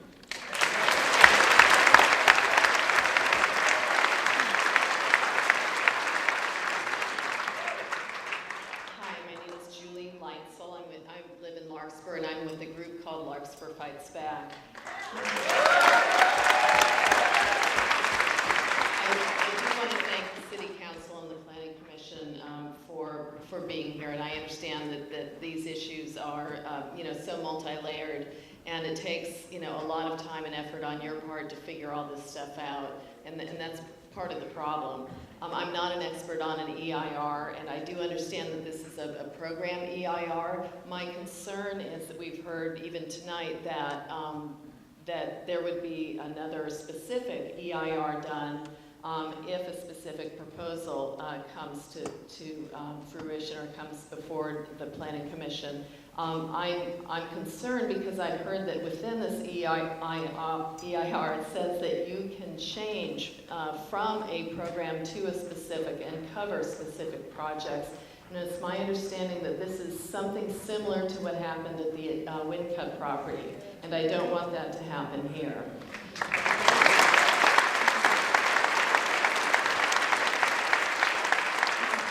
I was a member of the Citizen Advisory Committee for the General Plan, and our group was referenced as having identified the Larkspur Landing for further development, and I'm here to say that that's not true. I felt the whole process with the facilitator from the Metropolitan Transportation Commission was manipulative. I felt that they were, whenever the issue of housing came up, it was all about high density, and we were told that we had quotas that we would have to fill and that sort of thing. I would like to advise the City Council, there is a line in the new general plan I'd like you to look at very carefully that I fought against. The line says, we encourage high-density housing. And I do want you to take that out of the new plan that is coming to you for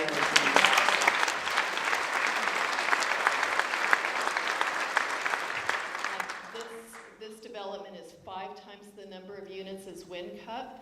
And one site is already approved, as we heard, for about approximately the same number of units as Windcut. So we already have those number of units, from my understanding, going in at the Larkspur Landing, and that's why the EIR has to be rejected. I think no more units should be built that are outside of our zoning laws, and we have to hold to that and tell the regional agencies to take their plans and go home with them.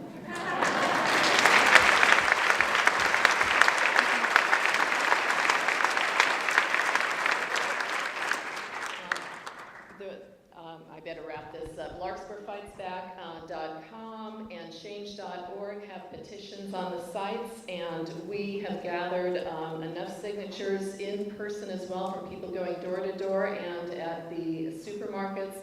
We have currently, and it wasn't that hard to do, we have 3,500 signatures on our petition against it.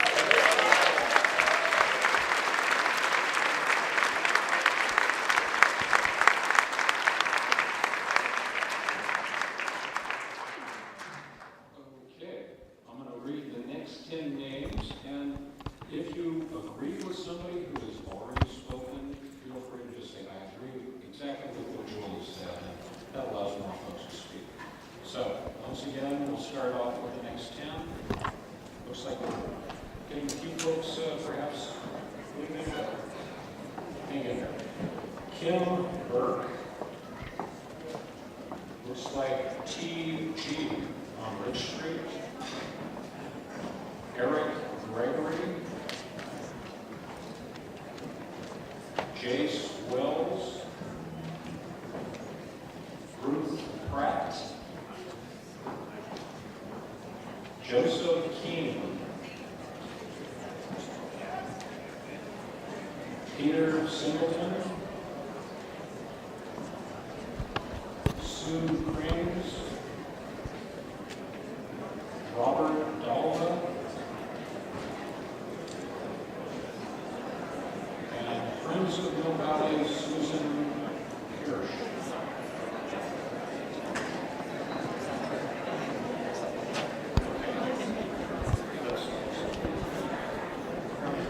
Yeah. So, I don't know which order you guys want to take this in, but we'll give it a minute for folks that want to leave. We understand.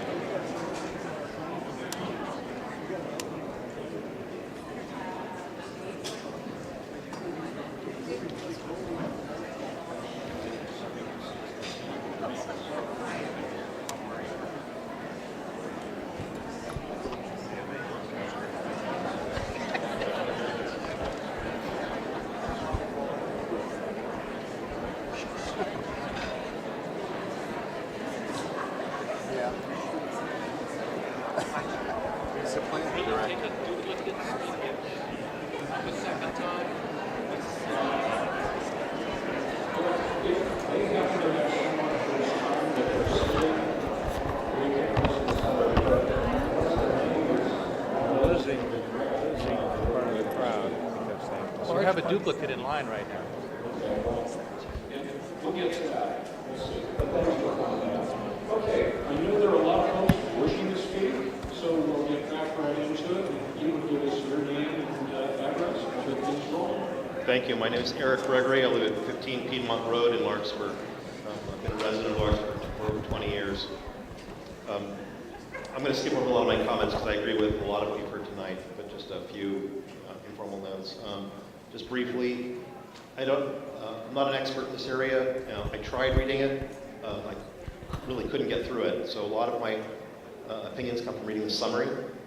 But in short, I don't accept the less than significant designation for the biological impacts on plant and animal species in that area, given the mitigation recommendations. I don't accept the less than significant designation for the impact on public services, where the recommended mitigation is for Larkspur to purchase additional equipment and vehicles. I don't accept the less than significant designation for utilities and infrastructure related to water supply and waste management, where, at a time of unprecedented drought and for a location sitting on the waterfront of a protected wetlands area. In addition, as we learn more about the difference between the originally projected smart train ridership numbers and revised estimates, that are so significantly smaller, and it appears that the draft EIR is based on outdated assumptions about reduced auto traffic. And I don't accept the claims about smart trains providing any significant reduction of auto traffic on 101 or St. Francis Drake. It also doesn't seem to account for the current and projected improvements in automobile mileage and reduced emissions that are coming. So I don't accept the claims in the draft EIR with regard to smart trains providing reduced emissions due to train ridership. In addition, something is really funny about this EIR process and these program EIRs and project EIRs, as we heard about earlier. I was really curious about this. I actually went to Wikipedia and CEQA today to just read briefly. I didn't read it, I'm not a lawyer. But it seemed to me the original intent was that EIRs were all about projects, real projects, so that the public and people like yourself could really evaluate a real thing, not an abstraction, not a plan. And my guess and my just lay opinion watching this process is it appears that it's been co-opted by developers or government agencies or bureaucrats and smart people finding ways to game the system in creating these program EIRs as an entry point to, down the road when we're not all paying attention, get these projects in through the door without us having this discussion about it. And that just smells really foul. Thank you.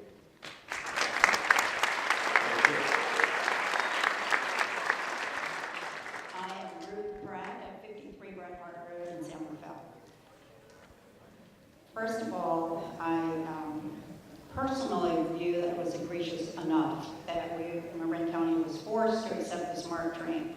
And now we are faced with this proposed massive development that's out of character with Larkspur and the county. The draft EIR is inadequate in a number of respects in terms of its assessment of impacts to, as well as mitigation for traffic, congestion, parking, biological resources, air quality, school services, amongst others. I go to Larkspur Landing and the intersection of 101 and Sir Francis Drake probably 4 times a week. And currently, as many of you know, the situation is very congested, very difficult. I have a hard time finding parking to go to my 24-hour fitness. I have a hard time getting out of Larkspur Landing Circle when the ferry is out. And last month, when I was prepared to go to see my family for my mother's funeral and got to the Marin Airport, I was lucky enough in the morning to get the very last space because I found out that parking for the airport is going to be reduced for the right of way for the train. So what I recommend is that you adopt the primary principle of CEQA, which is to avoid impacts, and adopt a no project alternative. I also recommend that you maintain the policies that you've set in the general plan that are going to protect the water-oriented nature and the quality of life of Larkspur. In terms of a specific recommendation on inadequate mitigation, in the EIR regarding wetland impacts, talks about a one-to-one mitigation at a mitigation bank. That is not acceptable to the natural resource agencies because it doesn't replace habitat values and it is located far away from the actual impact in the area where people love to be near their natural resources. And then the last thing I want to say is one thing I learned tonight, that if there are 12 station SAPs to the north that are going to bring traffic down on 101, that has got to be a cumulative impact that's addressed in this EIR as well. Thank you very much.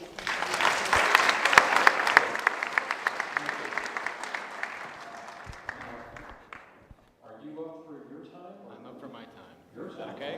Go ahead. Thanks.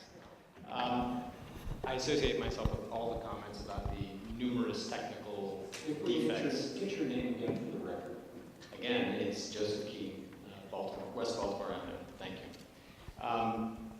So as I was saying, I associate myself with all the comments and the many more comments to come in meticulous detail on the innumerable technical defects and legal inadequacies of the document. So I won't underline that again. But I want to now address the question of why the plan exists and what the plan is doing. And I want to say that some prior speakers said that the project induces growth. I want to point out that that's not a secret. The project will induce massive artificial growth. And I know that because I read it in the EIR. It says so, right on page 417. The project will directly induce growth for the purpose of supporting transit. So I started to take a look at the numbers underlying that assumption. So starting at the top, the first thing that's apparent from the EIR is that we're generating 11 times more daily vehicle trips than transit trips. 7,500 new vehicle trips, cars and trucks, for 660 new transit trips. The only reasonable interpretation of that ratio is that the project supports traffic, not transit. In the medical world, if you do something that creates 11 times the negative side effects for every single thing you're trying to do right, it's called malpractice.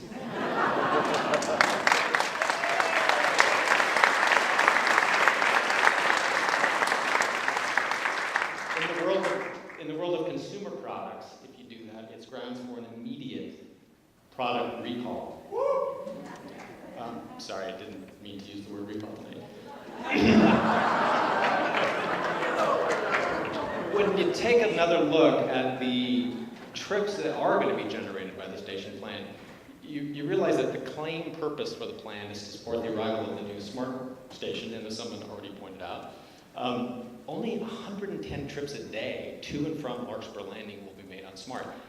There are 29,000 daily trips projected to occur in and out of Larkspur Landing every day at full project build out. So that 110 represents less than 0.5% of all trips in and out of Larkspur Landing.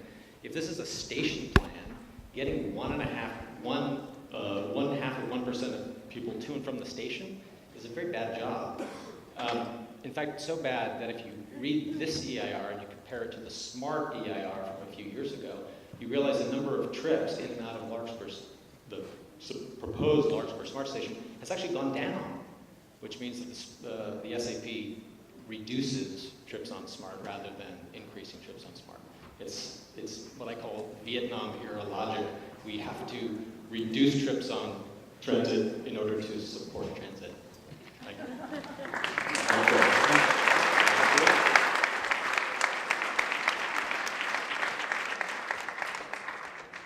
Peter Singleton, I set aside my prepared remarks because I object respectfully to the characterization of the Vice Mayor that Marin has developed a reputation for uncivil conduct at citizen hearings and the implication that there is any evidence to support that. I categorically reject that. Anybody who's attended public hearings on these plans at the regional level or in any of the cities understands, and it's very clear, that there is an ecosystem of non-governmental organizations, regional agencies, state agencies, local agency officials, tax-exempt foundations, and the like. And they are advancing this high-density, transit-oriented development against the interests and against the wishes of the citizens. All these folks are being paid. All of the citizens who are objecting, and that's 75 or 80% of the people at these hearings, are volunteers. Okay, also, anybody that's attended these hearings has realized very quickly that the agencies that are doing this public process, they have no interest whatsoever in hearing the input of the citizens. What they're interested in doing is manufacturing our consent to their predetermined conclusions through manipulation. And they do not genuinely solicit our input. Furthermore, the citizens are mocked and marginalized and belittled by those non-governmental organizations, by the tax-exempt foundations, by the staffers, and unfortunately by the media when they seek to have their voices heard. A couple of examples related to Strawberry. In August of 2013, there was a public hearing. 400 residents of that small community, or most of them from that community, 5,000 or 6,000 people, came out, 4,000, to object to the designation of Strawberry as a priority development area. Priority development area PDA has profound implications for residential neighborhood. And despite this, there was no media coverage whatsoever. Nothing in the IJ, no TV, no radio. Yet, 1 month earlier, in July of 2013, a handful of people, they have a right to their voices heard from non-governmental organizations, called a press conference at the Civic Center, and they demanded that the governor declare a state of emergency in the county of Marin over lynch mob bullies. That got the front page of the Marin IG, above the fold. It was the #1 story of the day, just a handful of people calling names to the people like us who are just seeking to have our voices heard. The second thing about Strawberry, I think I'm running out of time, is month after month, the citizens of Strawberry tried to get the supervisors to put the issue of the PDA on the supervisor's agenda. No response. Finally, they put it on, and they put it, I'll quickly finish up. Shortly thereafter, it was disclosed that a developer, a tax-exempt foundation, had purchased the Golden Gate Baptist Seminary and has a plan, there's a plan, to develop hundreds of units of housing and 1,000-person day school. And which will have tremendous impacts on that community. And the supervisors and the county staffers had to know all about that, but did not disclose any of that when the citizens were raising the issue of the PDA in Strawberry. Thank you.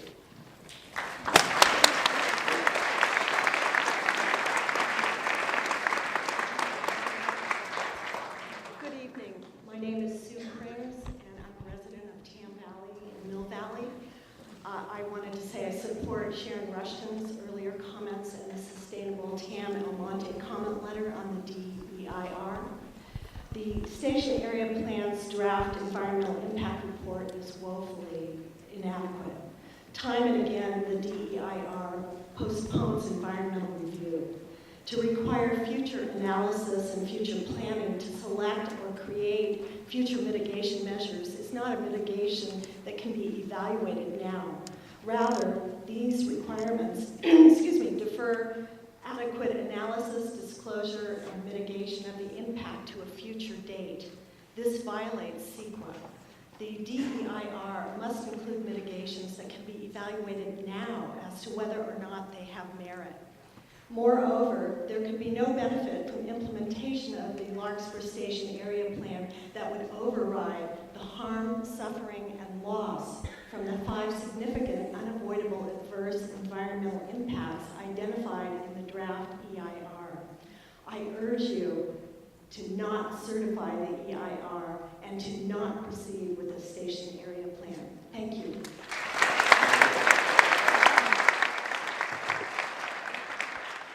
My name is Susan Kirsch, and I'm here with my colleagues from Friends of Mill Valley, and we are out tonight in support of those of you from Larkspur, because in Mill Valley, as a previous speaker mentioned, we have faced similar issues with what were called precise plans that were not precise, in the same way that we now deal with things that are not smart but are called smart.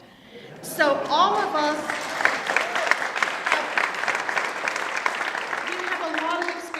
in looking at EIRs and understanding CEQA, and we continue to be involved in supporting our community for what the community wisdom is. And I think you only have to look out at the crowd tonight and think of a picture being worth 1,000 words. And for all the thousands of words in the EIR or in the plan, what you have tonight is a picture of informed citizens who care a lot, who are really smart, and by the fact that they're here tonight, it's giving you the information you need to know you should reject the EIR.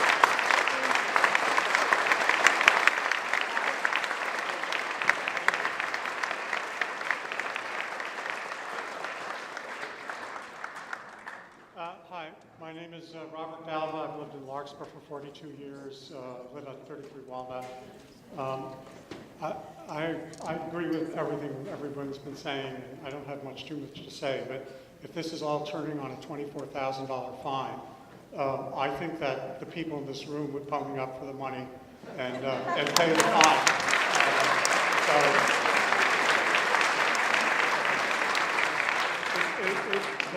The thing that bothers me about this document is that there are no facts in it.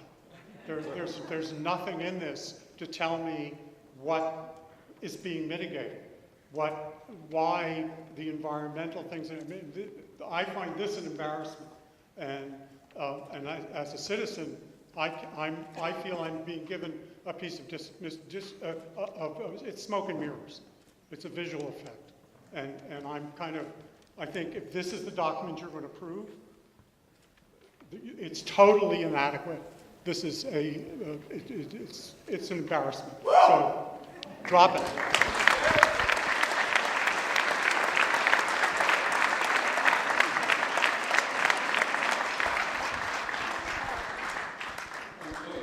We did have a few more names, and these could be people that have left. I'm just going to read them once more in case they wish to take an opportunity. Looks like Jace Wells, Eric Gregory, T.G. Kim Burke. Are you here? Do you wish to speak? Okay, we're going to take a very quick break. We're going to go on. We'll extend it longer if we need to. We need to stretch our legs. We need to have a very quick break, and then we'll resume this. We're going to go 10 minutes. So, thank you. Starting off, first name, Donna McCauley from Locust Avenue. Kelly Hanley, Sycamore Avenue. Peter Orr from Meadowcrest. Marla Orr. Rachel, I'm having trouble reading the last name. Guinness at Golden Line Passage. If you hear your name, you know who you are. Vivian Braunschweig. Stephen Thomas. Linda Walsh. And David Kuhnhart of Cordondera. So, once again, come on up, give us your name, give us your thoughts, and we appreciate it. Hi, my name is Donna McCauley, and I've been a resident of Larkspur since 1995, 19 years. My husband and I chose Larkspur for its small-town charm. I'm an active member of the community through St. Patrick's Church and my children's schools. I guess you could call me an expert on living in Larkspur. After all, I drive the roads every day, shop in town, hike the trails, and have other day-to-day things that I do in Larkspur, including pay my taxes. As an expert on living in Larkspur, it is abundantly clear to me that the Station Area Plan and the draft Environmental Impact Report are badly flawed. Infrastructure issues like water, traffic, and schools, just to name the obvious, are not adequately addressed. I'm not against development, we just need a better plan. Where will the water come from for all the additional residents? Where will all the traffic go? How large will our classrooms become in our already overcrowded schools? It is also abundantly clear to me that there was not enough public outreach from the council or planning board around approval of this plan that would affect not only Larkspur residents, but residents of all surrounding cities and towns. I only found out about this plan 2.5 weeks ago. Obviously, I need to better educate myself on the city's plans. But this plan is massive, more than 5 times the size of Wynkoop, and could completely change the small town feel of Larkspur. So, for the last 2.5 weeks, I've put my own life on hold, ignoring my family and friends, in an effort to get the word out on such a massive plan. I have found many people who, like me, had no idea of this plan, who, like me, are appalled at the scope of this plan. We are all apprehensively waiting to see what the impact of Wynkoop and Rose Lane developments will have on our traffic, schools, water, and other resources. It would seem to me that the sensible thing to do would be to stop all additional plans so that we can access what impact those 2 developments will have on the area before adding another development, particularly one with such high density. If this is the first public meeting on the plan, when will the next meeting be held? As I understand it, we only have until June 2nd for public comment on this plan.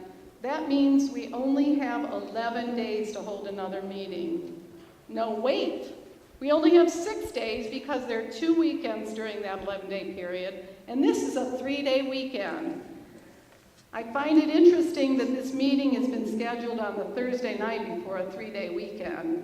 Many people I reached out to were unable to attend this meeting due to the fact that they were leaving town early for a long weekend. The way I see it, the City Council and Planning Department work for us and listen to us and should act upon the viewpoints of the residents and voters of Larkspur. After all, we are the experts on living in Larkspur. Vote no on the Station Area Plan. Vote no on the draft Environmental Impact Report. Thanks for your time.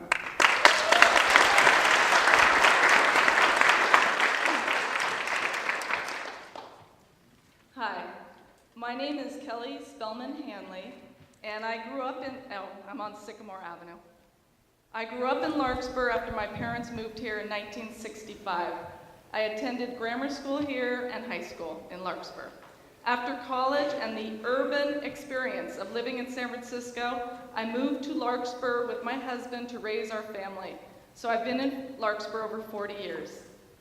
I've read the draft EIR and the station area plan, and I've talked to many in the community.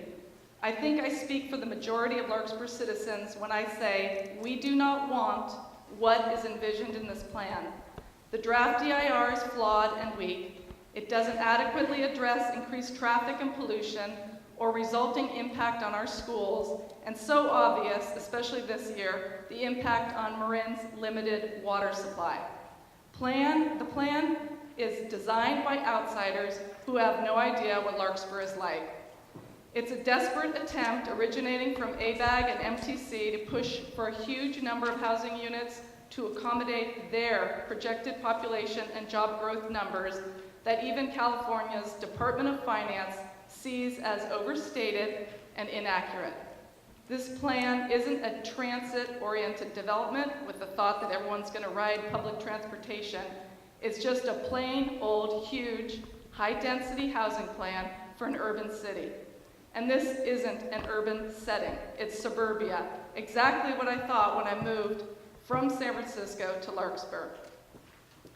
Had the Corte Madera fiasco of the Wind Cup development not happened, and if Strawberry PDA fight had not been front page news, and had Fairfax revolt not been front and center, well then maybe we citizens would be a little more patient with this plan. Instead, we are not. In fact, we're all distrustful and a bit suspicious of these plans.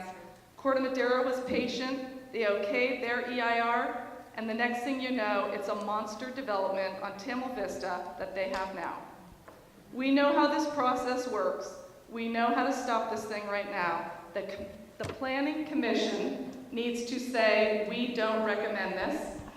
The City Council members need to reject the draft EIR in its entirety to end this regional agency planning and its high-density direction. Without the EIR, I understand that the plan is dead. And we want this rejected now, so there's no doubt that we've been heard.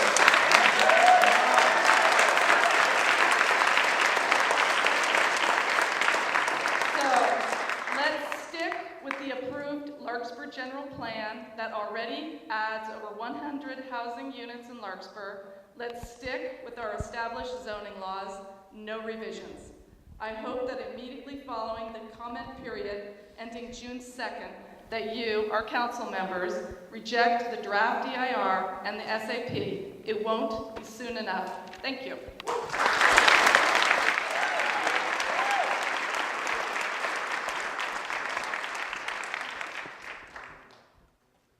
I'm Peter Orth, resident of Corte Madera, actually. But since we brought you the whole poster child of this, I figured we'd share a wisdom with you here.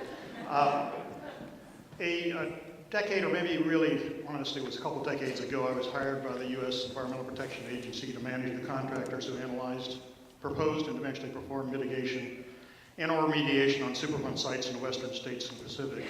Contractors are international environmental engineering firms, including Bechtel, CH2M Hill, Ecology Environment, and others. In a review and rating process, an analysis performed to the shallow and incomplete level of the SAP DEIR would have resulted in two options for one of our contractors. They would have been given the option of redoing the analysis at basically their own cost, or not be fully paid for the work they performed. Since EPA wanted the work done in the first place, and we had selected contractors based on historically good performance, we would usually get a revised analysis that met our needs. Unlike other contractors who deliver the SAP DEIR can deliver an acceptable product, or if whoever is managing the process understands the pursuit of an acceptable product. If Larkspur really wants to plan housing on the Bay Fill surrounding the ferry terminal, then the DEIR needs to be rejected in its current form. Much of the skepticism about the DEIR arises from the lack of actually exploring the outcomes that could occur if individual building projects are allowed. I'll skip the part of it where I was going to go into a little bit of this, but certainly associated with Sharon Rustin's comments and Richard Hall's. The glaring examples to me were all playbook rhetoric statements that traffic will be capped and engineers will plan buildings which will remain protective when the water rises. That doesn't cut it. That isn't something you should pay for. To have someone give you what's in a book and not have any basis for really giving it to you. These people pulled a scam. Whoever did this, whoever consults me.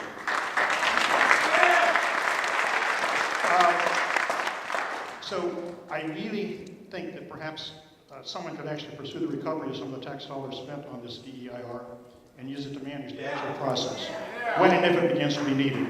I believe the actual loss to Larkspur will be minimal or slightly embarrassing. Don't throw good resources after bad. I really feel that you can't certify this DEIR. It's wind up all over. They had the okay, and they didn't go back and do project-specific DEIRs. Can't do it. Thank you.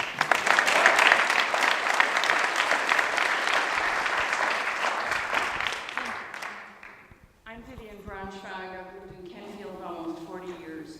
And 20 years ago, I represented Marin and Southern Sonoma in the State Assembly and was Vice Chair of Water Parks and Wildlife, among many other committees I served.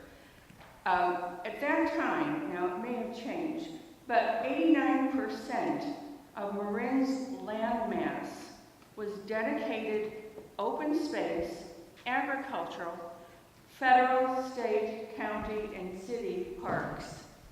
We had 11% for where we all live, and that was fine. So the designation of putting Marin as urban or even suburban is really not appropriate. We should be semi-rural. We make a lot of money off of agriculture in this state, in our county. 90% of the milk sold in the Bay Area comes from Marin cows. 90%. So we are in an agricultural and semi-rural designation, and that's really what we should be fighting for to have rechanged. And ABAG is really just another state commission of appointed people. And somebody is paying them and supporting them. They have no accountability to the public, as do the city council members here. And I do agree with all of you here for what your remarks were earlier. So I think the local governments should combine with the county to either sue with, because we've heard from everybody earlier tonight that lived in Mill Valley or San Rafael or Strawberry. Everybody's been fighting ABAG. They've come up with fraudulent numbers and statistics that you are supposed to rely on. So you really need to take them into account and stand up to them, and stand up to them as a county, as a group, as a real coalition of elected officials, and tell them this is wrong, we're going to sue you for fraudulent representation and requirements, or we're going to withdraw from ABAG once and for all.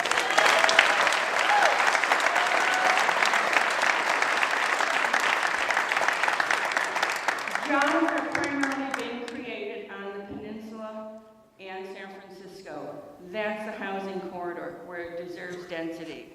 I'll ask you to reject this DIR, and if you want to put something there, consider calling up George Lucas, who did most of his major work here in Marin, and say, can we put your museum here at Larkspur Landing? I think that'd be a great thing to have, and he's willing to pay for it. I mean, what's a better deal? So ask him. You never know what'll happen. If you don't ask, you won't find out. Thank you very much for your time. And good luck. I'm Marlo Orth from Corte Madera as well. That's a hard act to follow. First of all, my hat's off to the council and to the planning people for having this open forum. I'm hopeful. I walked into this meeting pretty depressed because I live with this each and every day. I've also attended a number of public meetings, and people like myself have been called mean-spirited, flat earth society, shallow people, pitchfork gang, anti-government Tea Partiers, classic mob, don't care about the facts at all, and that only 10 to 12% of people in Marin are against high density. I stand before you tonight to tell you that that is not correct. We care deeply about our community and the legacy that we will leave for our children and our grandchildren. We care deeply about the quality of our lives. We are deeply concerned about the lack of facts or the misrepresentation of facts. And I, again, want to appreciate the fact that we're having this honest dialogue. We wish we could have had this in Corte Madera. We are not against affordable housing. We're not against bike paths. We're not against any of that. But what we are against are poorly constructed, poorly thought through plans. I have been working as a regulator for almost 40 years, a federal regulator first, and now a regulator in private enterprise.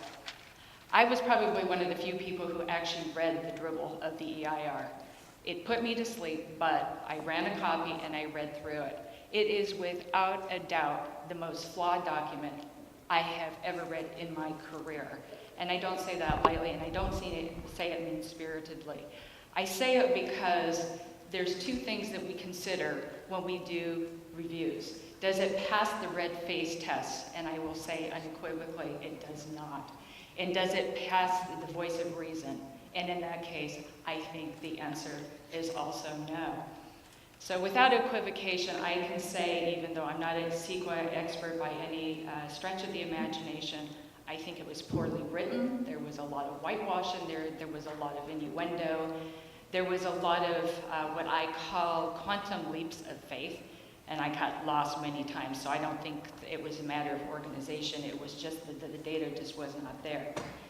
So what I ask this community to do is the adjacent neighbors, please do not recreate the nightmare that we're going to live with at WinCub.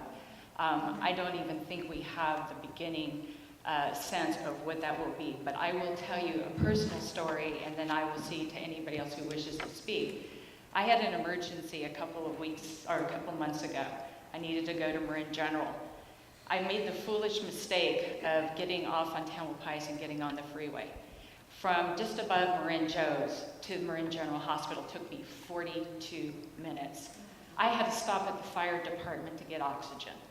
That is not acceptable now, and it certainly is not acceptable in the future. So I would ask you to take safety considerations to heart, because I think it's going to raise some real legal liability questions going forward. Thank you.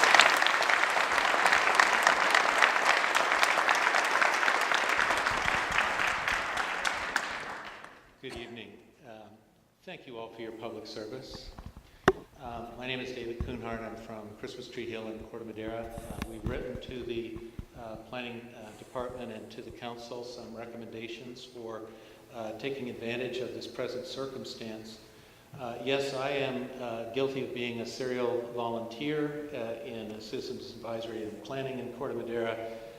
Volunteer for the Marin Workforce Housing Trust on its board since 2008, a volunteer for the board of Sustainable Marin, and a group of us, some of whom might want to raise their hands, have formed Coalition for a Livable Marin, or CALM, who are here in small numbers at this late hour, but we have also just had an article put forward saying there's bathwater that's going to be thrown out, but let's not throw out the baby. Larkspur is to be congratulated for planning ahead. Put this in context, the future is arriving in our beautiful midst, and we're trying to be ready for it. California grew more in 2013 than any year in a decade. Growth is occurring in the Bay Area, and we here are not immune. Housing demand is pushing against the limited supply, pushing up rents, and pushing up home values. Good for us homeowners. But those are very real, very demonstrable, obvious forces that haven't been spoken of so far. The challenge right now, when you do not embrace this whole plan, and I read the tea leaves, pretty obvious tea leaves, the council is not going to be embracing this whole plan, or maybe not even any of the plan, but when you don't embrace the whole plan or leap to pass any amendments to zoning, there are some things that we need to address, and the plan has begun to address, And there is good work in the plan that should be picked up on and carried through on. Can there be funds and motivation found to connect sidewalks? We sent some pictures in of, unfortunately, the residential areas around the Country Mart have no sidewalks connecting them to the Country Mart. So it's a pure auto travel only. There's no sidewalk out of the hotel. It's just for automobiles. Do we have the motivation and the push to create a wide bike trail across the Corte Madera Creek? I understand there may be some increase of the shoulder that is completely inadequate now. Do we have motivation within the context of this plan to push for that direct connection between 101 North and 580 East? That would be such an important thing to do first. If the plan says that. So we shouldn't throw away a plan that says that. What are some of the other best aspects? The downtown of Larkspur I've envied forever. It is the original transit-oriented development. It has dense housing over retail. It used to be a train stop. It is now beautiful bike and ped flow through as a result of that original infrastructure that was built on trains. Can we take some of the design elements of that and bring them over to the new village in Larkspur Landing? Whatever you do, you want to take pride in the effort that you're taking and facing this head on. And please know that you have friends out here who are willing to be helpful. Thank you. Okay. Thank you for your comments. Chair, if we could make a comment at the staff level.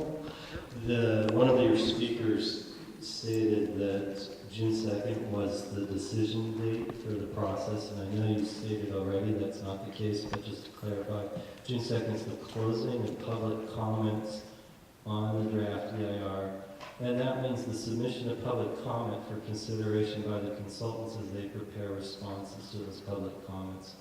As Mr. Topp pointed out in his presentation, we're still at the very beginning of a rather lengthy public process. Great. Thank you, Dan. It's obvious that there is a ways to go in all of this, and it's not that everything has been left to the very last minute.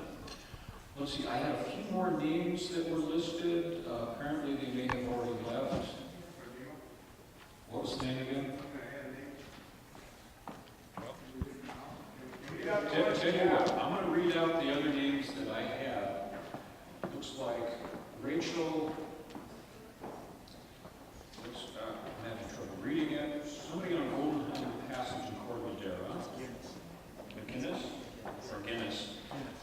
Stephen Thomas. Linda Walsh. If those folks aren't here, I'm gonna pick the next 10. So at this point, hold on. I've got a card in there, but you haven't called my name. Well, it's the luck of the draw. You know, realizing if you just left it to me, I'd pick people and you might not be happy with my choices. So this is probably the lesser of evil. So here we go again. Phyllis Mackey at Piedmont. Clayton Smith. Alan Altman from Larkspur. Joan Bennett, Kentfield. Sally McDonough from Larkspur. L.B. Kyle Codman. Okay, see? The luck of the draw. Pat Remisio. Barbara Solomon. Salzman? I'm having trouble reading it. Okay. And Marin Robinson. And D. Mary Rawlinson. So, with that, please. Yeah, this is Clayton Smith, and again, I want to reiterate, where's Mr. Kinsey? All right? Once again. I want to also say this meeting is the reason I live in Marin. Beautiful people standing up for justice, which is their right to live the life they choose. This is a beautiful thing. And now we've had an endless number of people commenting with great specificness on the fact that we have a bogus document. Now, this bogus document has a driver called the SMART train, the so-called SMART train, which I think most people now would agree was a very dumb idea. And I would say that the Larkspur Station is an even dumber idea. Why not shuttle people from San Rafael to connect to the ferry on a bus that would be at a fraction of the cost of what this station is going to cost to build, maintain, etc., and not carry people to the ferry anyways? They'll have to walk in the rain or make do with some other mode of transportation. This station is truly an economic stupidity, so why build it? You can streamline housing construction. That's why you build the station. It's not for transit. It's as an excuse to build housing. It is pure and simple a purposeful deception. It is said that truth is the first casualty of war. So it is increasingly true of that of making government policy. We kick truth right out the door when we start in on these things. We are being run roughshod over by an alphabet soup of government agencies armed with a myriad of new laws and regulations. It is nothing less than the rape of our democracy. Concurring with a recent commentary by Dick Spotswood, you, the city councils of this city, of this county, and the cities of this county, you are our last line of defense against this government insensitivity to our communities and to our way of life. It is my prayer that you will stand by the people, that you will show your responsibility to our democracy, that you will listen and have the courage to reject this EIR, reject this EIR, reject this EIR, reject this EIR. Thank you.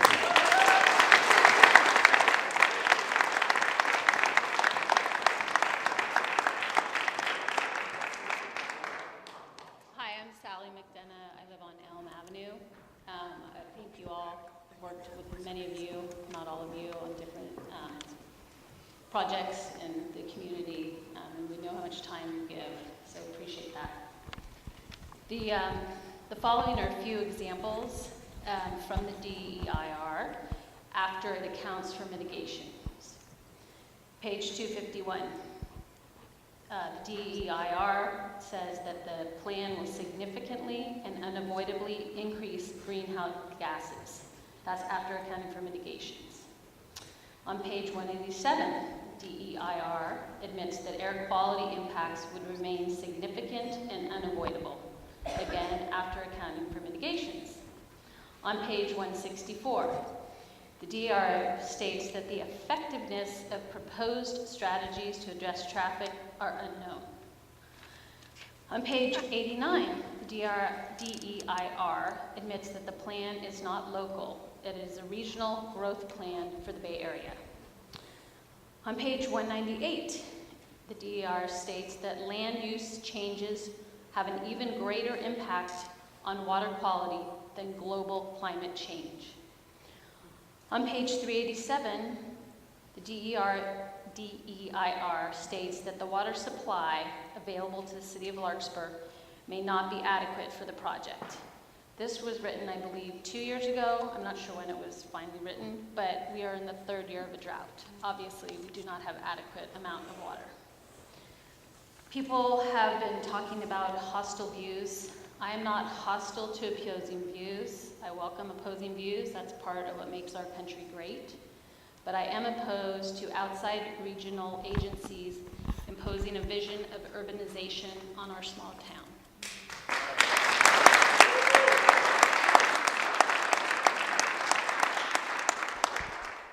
I ask you to reject the EIR and not spend another second this flawed document. Thank you.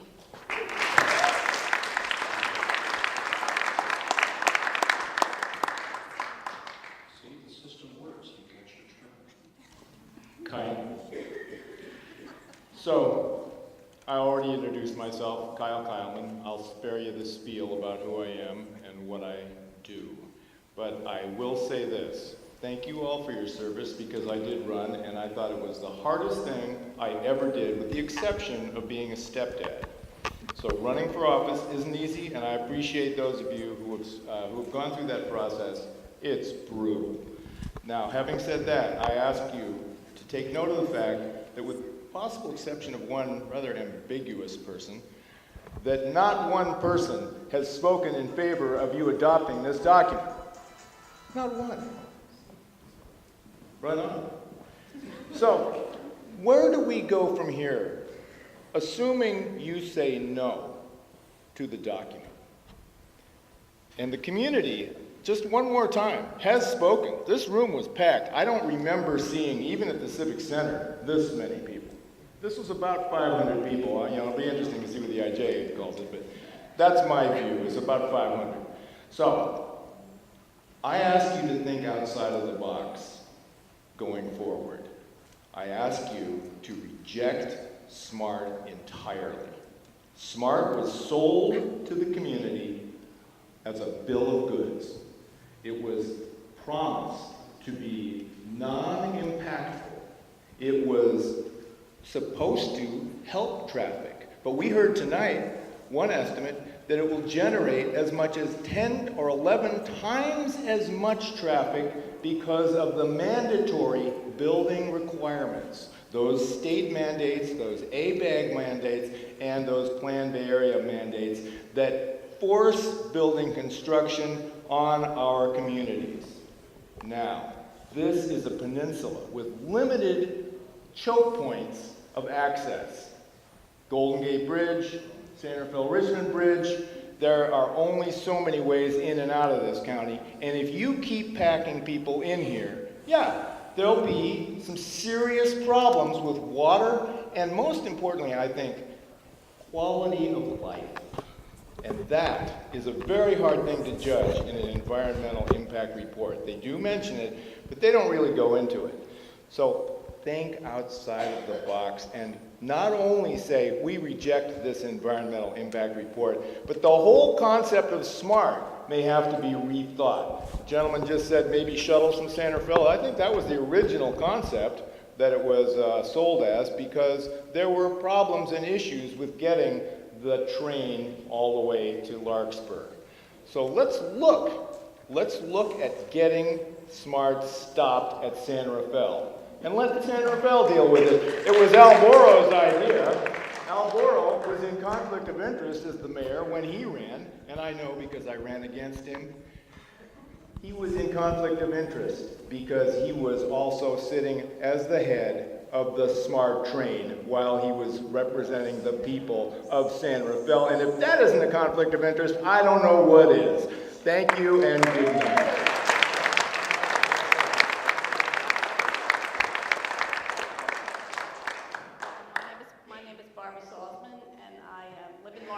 My comments won't be quite as broad as the last ones, but I would like to say a few words as a private citizen and then a few words for Marin Audubon Society, which I am president of. First of all, as a private citizen, I've lived here 42 years. My husband has an office right next to Larkspur Landing, in the building between Larkspur Landing and the sanitary district parcel, so I'm very familiar with the traffic problems. We don't support all this development there. I think it's absolutely outrageous. You already have enough development to comply with being a transit station area. And I'd like to say I've read a lot of EIRs. I actually began in Larkspur reading EIRs with the shopping center that was previously proposed for the Drake's Landing area. And I'd like to make 2 points on this one. One is that has already been brought up about the mitigations were just to change the Larkspur policies in the general plan. It not only applies to the traffic, it also applies to greenhouse gases. The recommendation was just change standard by which Larkspur is evaluating greenhouse gases. But the other one I wanted to mention, which is something I rarely mention, I don't think I've ever mentioned, and that's visual impacts. There isn't even a chapter in this EIR on visual impacts, and yet this project is proposing, plan would allow a massive development that would have to be multi-stories because you can't go low, it's all bay mud, where the Larkspur Ferry is. And they don't even address that as a visual impact. I mean, I just found that, there are very few EIRs that don't address visual impacts, but for something of this magnitude that has the potential to change the whole character of the area of Larkspur, I think that's pretty preposterous. So that's something you need to change. And secondly, with regard to Marin Audubon comments, I'd like to point out that this has a program EIR. It's supposed to form the basis upon which you make decisions for subsequent project-specific EIRs. This one does not. There's endangered species that it's clearly known. There's information available. They apparently can look into it in the marshes adjacent to the project. There's western pond turtles in Remillard Pond. We did a project there years ago, and there was a huge population. So that needs to be corrected. They need to do their homework, get adequate information.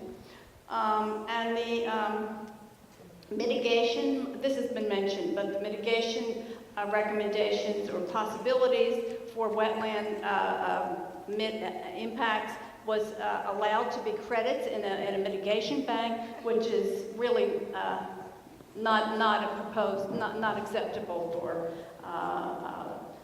serious impacts such as this. And then there's a general recommendation for improvement of parks. Well, the two parks that are nearby are sensitive habitat areas. They don't even address that. You don't know what kind of impacts they're going to be. So there's a lot of deficiencies. We'll be writing a letter, certainly for Marin Audubon, with additional comments. Thank you.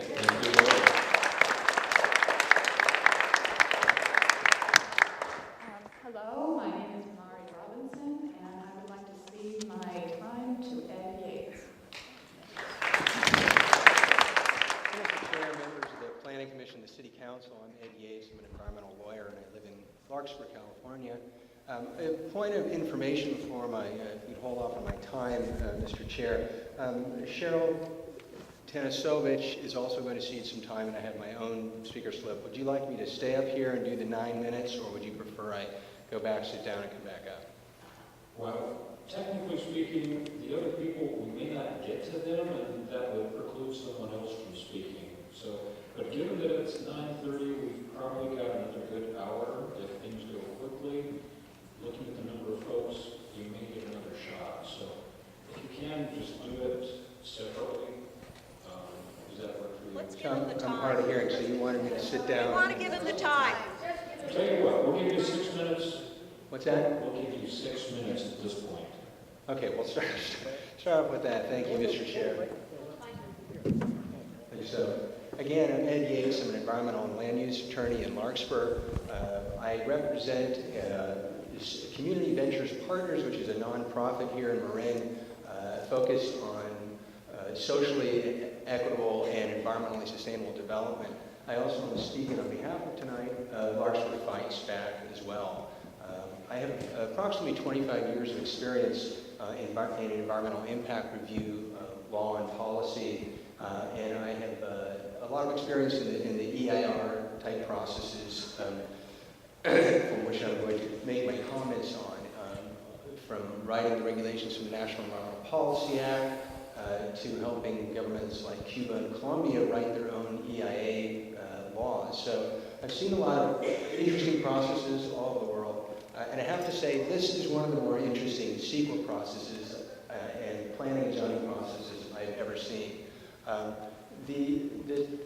The process here for the Station Area Plan does not appear to comply with how traditionally planning and zoning and CEQA are implemented in the state of California. The planning and zoning process in the government code calls for when you have an area plan such as this, or extensive amendments to a general plan, that there be a specific plan process. And that's a process that's set out in the government code, very common, cities and counties engage in this all the time. Or the other alternative is to do a general plan amendment and do the accompanying CEQA compliance as well. However, what it appears, and I'm not sure what this project really is, because the project description is so self-contradictory, what it appears is that this is being viewed as a program EIR is described as limited to being a vision document, and the city is not going to go through the specific plan process. However, later in the EIR states that we're going to incorporate the results of the station area plan and the EIR into the general plan.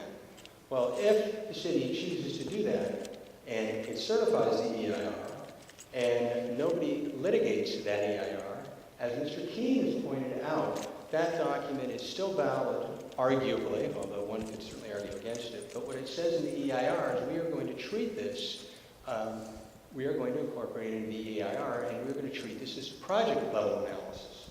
And that's where the CEQA problem is here as well.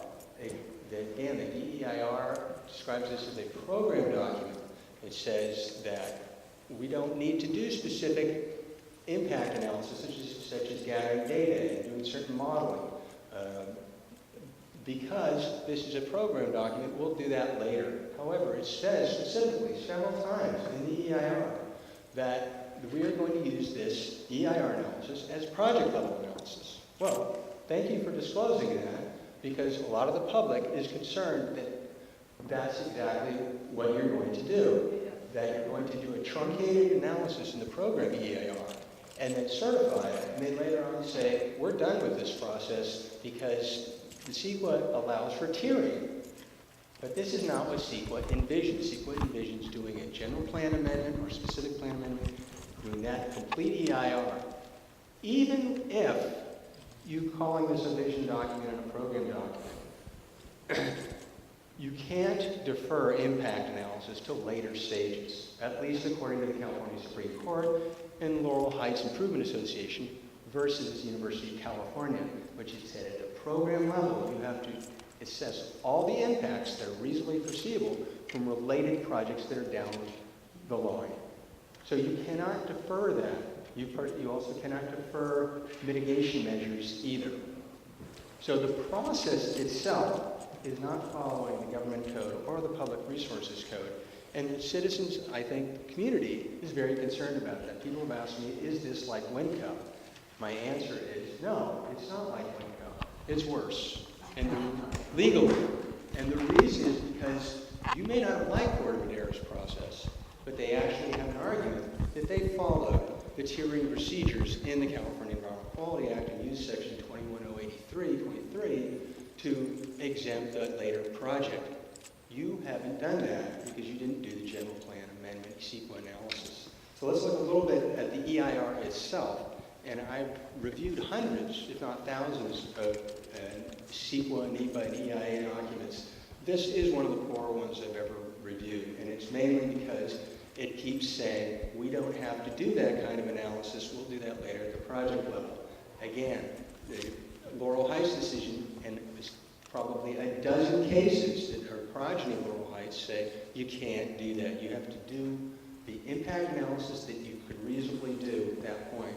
If you have square footage, if you have actual numbers for development, you can do air quality modeling analysis based on that. You can't defer it down the line. Other areas that the EIR has not contemplated, it really blithely ignores, are the flooding hazards in Madera Creek. We all know that creek is prone to very dangerous flooding. The document simply says very little about it. The Ross Valley Sanitary District has problems with their infrastructure. The document says the problems are so bad, we're not going to bother assessing what the impacts of the infrastructure are. An interesting approach, but not legally adequate under CEQA. Well, I do have several more minutes, so if you want me to sit down, I'll get back out. Just say I can do it in a couple of minutes. Back up, and I just want to be fair to everybody else who wants to speak. So I'll sit down, and when Paul and name later, I'll be back up. Thank you.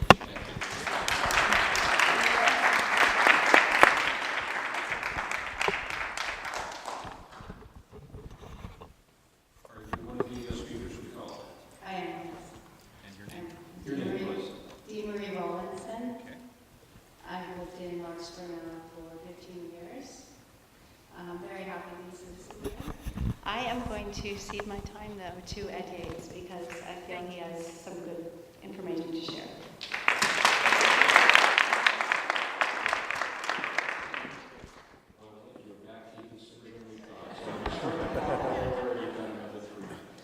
I was going to quote the governor and say I'll be back, but I decided I'll see what happens.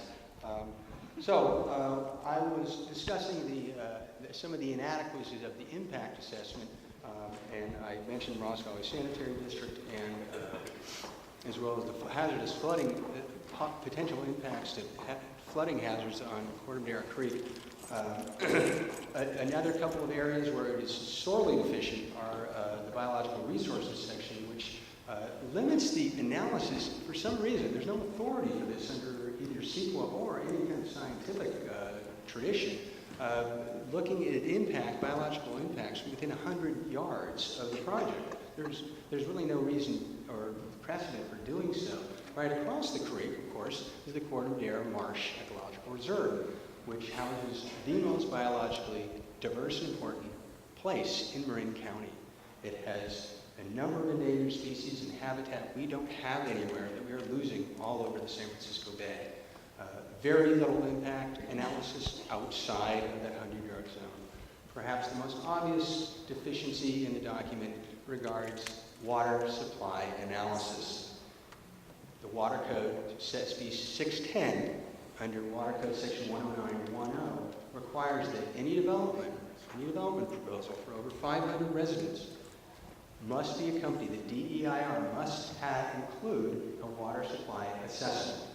The EIR gives kind of a half-hearted argument why we really shouldn't have to do this. It says it's a program document, don't worry, we'll do it later.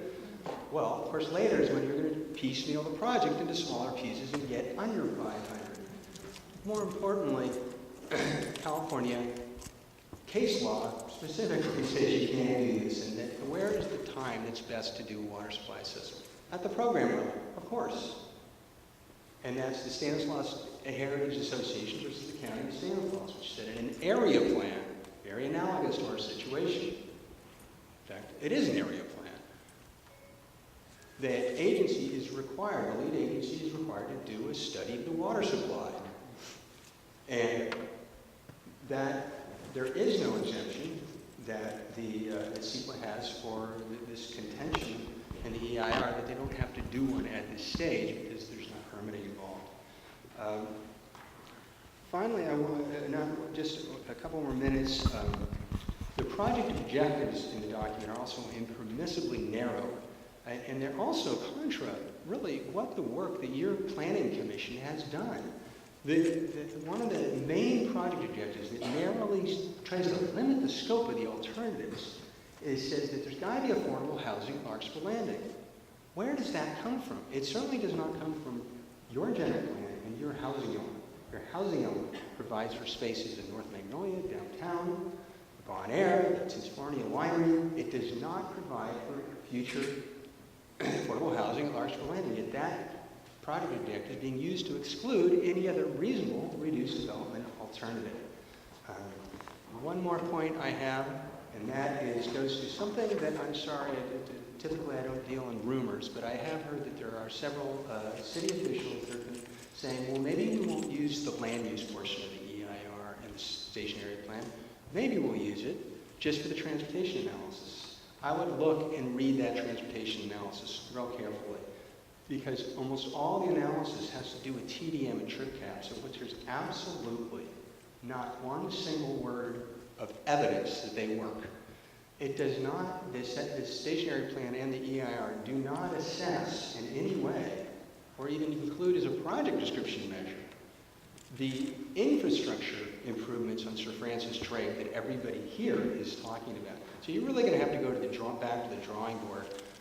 And I would say that certifying that document for any CEQA attorney would kind of be viewed as low-hanging fruit. This would be an easy one, and whoever that attorney might be, if you do decide to certify it, will have a fairly easy job for him, because Section 15088.5 says an EIR must be recirculated, where the document is, the analysis is basically so inadequate and so conclusory that meaningful review of that document cannot be accorded.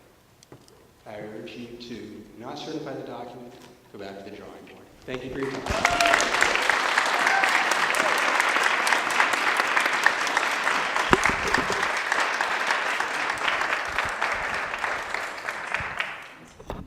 Okay, we're going to collect the next 10 names and I'll read them off. I'll try not to mispronounce them too badly as usual. Looks like Peter Hensel, Sharon Rushton,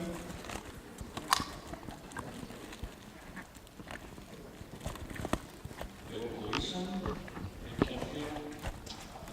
Looks like Doreen Gleason in Kentfield. Roseanne Cassian on Piedmont Road. Anne Stark, Mill Valley. John Burge, Carbonera. Christopher Lang, Canyon Road, is it? Close enough. Kevin Murphy in Kentfield. And David Baird, Madrone Academy. Okay, if you would step up to the microphone and as usual, give us your name and carry on. Yeah, thank you. My name is John Berg. I've lived in Corte Madera and Larkspur for over 45 years. I currently live in Corte Madera. And I wish to thank the council members and the Planning Commission to hear my comments. I'll be very brief. Basically, I urge you, as for the reasons that I've heard over and over again tonight, to reject the EIR in its entirety. It's fatally flawed. It fails to meet minimum qualifications of CEQA. And I also want to go on record as stating that I do lend my support to the oral and written comments that you heard from Sustainable Tam Almonte Group. And I think perhaps the most critical issue that we've heard tonight is that it's important that this EIR document is not certified with perhaps a good intent that perhaps will later on mitigate many of these issues that are of concern. Because as you heard already, what it happens is it becomes a ticking time bomb, and I can envision perhaps a future city council turning around and saying, we've heard the community's concerns, we're going to go ahead with, let's say a 750 unit development. And essentially what we'd have is the old bait and switch. And I think we need to avoid that at all costs. Finally, in regards to the comments made by the gentleman from the CALM group, with all due respect, I don't believe there is a baby in this EIR. I think it's nothing but a tub full of dirty water.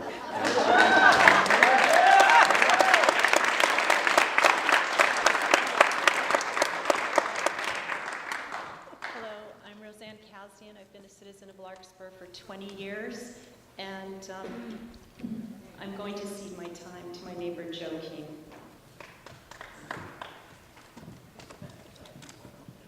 Welcome back. Yeah, I was going to say, me again, thanks. Continuing on in the discussion about the ways in which this plan absolutely does not support transit as it claims to, I wanted to talk a little bit about the ferry system and the impact on the ferry system, because incredibly, the DEIR doesn't talk about the ferry system at all. It dismisses the issue in 2 sentences. It says, this is a 20-year plan, so they've got lots of time to figure it out, and it's not going to be a big deal. It's not quite a literal quote, but almost. When you look at the projections in the DEIR, most of the transit trips, or relatively few transit trips, are generated on the ferry. The projections for 520 new daily ferry riders at the end of a 20-year build-out. So if you do the math, that's 26 new daily riders on the ferry per year, added over the course of a 20-year period. We are currently adding new daily riders to the ferry system at the rate of 245 per year. This is readily available information right on the Golden Gate Bridge Transit District's website, so I'm surprised it's not in the EIR. If the goal is to support transit, the Marin County community is supporting the ferry and increasing ridership on the ferry at a rate that is 10 times higher than the SAP proposes to support increased ridership on the ferry. In fact, at that rate, we're going to run out of ferry capacity. It's already straining its legal limits. We're going to run out of ferry capacity long before there's any chance for the SAP to add any more ridership to the ferry. So again, there's no support there. In fact, not only is there not support, there's sabotage. What's going to happen with the implementation of the plan as described, and I agree with Ed, there isn't a lot of discussion, let alone proof, that the proposed TDM measures are going to be very effective, but the intent of them is to make parking at the ferry terminal more difficult and more expensive, which is going to tend to reduce, not support or increase ridership of the ferry. In addition to that, the 7,500 new trips are going to make getting to the ferry slower, more congested, more annoying, and certainly more polluting because everybody's going to be getting there slower. So I don't see any rational basis at all for saying that that the plan analyzed in the document supports transit.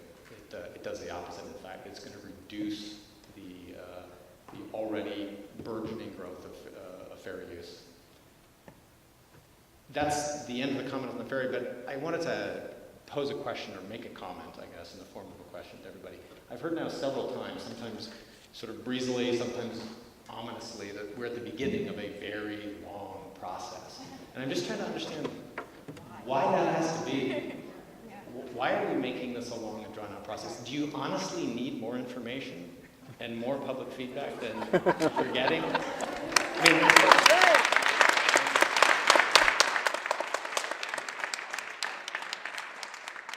there are a lot of serious issues that are affecting us right now. All you have to do is look at the BCDC sea level rise maps to show that half of Larkspur and half of Corte Madera are scheduled to be underwater by mid-century. To know that we should be focusing on more important issues and addressing things that really matter to the community, that will save affordable housing, that will save our transportation system. I propose that we get rid of this as quickly as possible and move on to things that matter. Yes. Thank you.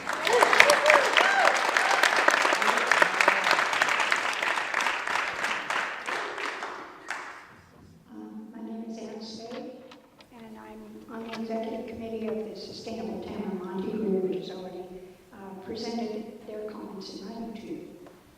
In addition, I'm also president of the Hall Council of Marin, for whom I am not speaking today, but I have specific knowledge as a result of being on that council.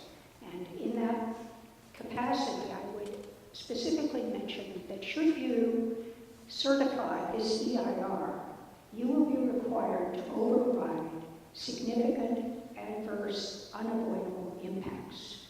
That is a very serious responsibility. I have already seen the County of Marin do that with 42 significant, adverse, unavoidable impacts. I think that we need to stop doing that. We need to use the knowledge we have to make decisions that are healthy for the communities that we live in. Specifically, an example of that is the air quality impacts that are alluded to and the increased emissions. I'm sure you're well aware of the heightened cardiac risks, the pulmonary disease that exists among children who live in housing near major roads and freeways, the increased incidence of autism, the miscarriage, elevation of miscarriages among women who are pregnant living in similar conditions. We can learn from other more urbanized communities not to place housing near major roads and freeways. Fortunately, we have not made a lot of those mistakes yet, and we're in a unique position to avoid making exactly those mistakes. In addition, I would point out that impacts like on our water also have serious health impacts. I understand that that the water that would be required in this plan would increase the demand by over 250 times what is already provided for. I think that we are not allowed, as I understand it by state law, to make decisions based upon paper water.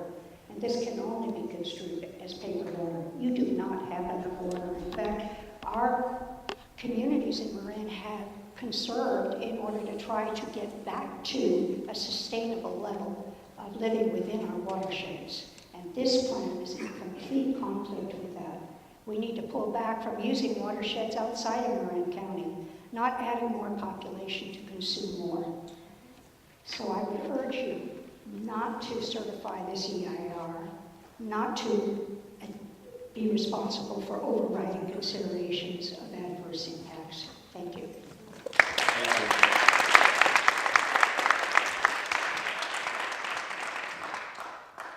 Hello, my name is David Baird. I live on Madrone Avenue here in Larkspur. Yeah, I agree with everyone. There was like one guy here. I mean, that was embarrassing.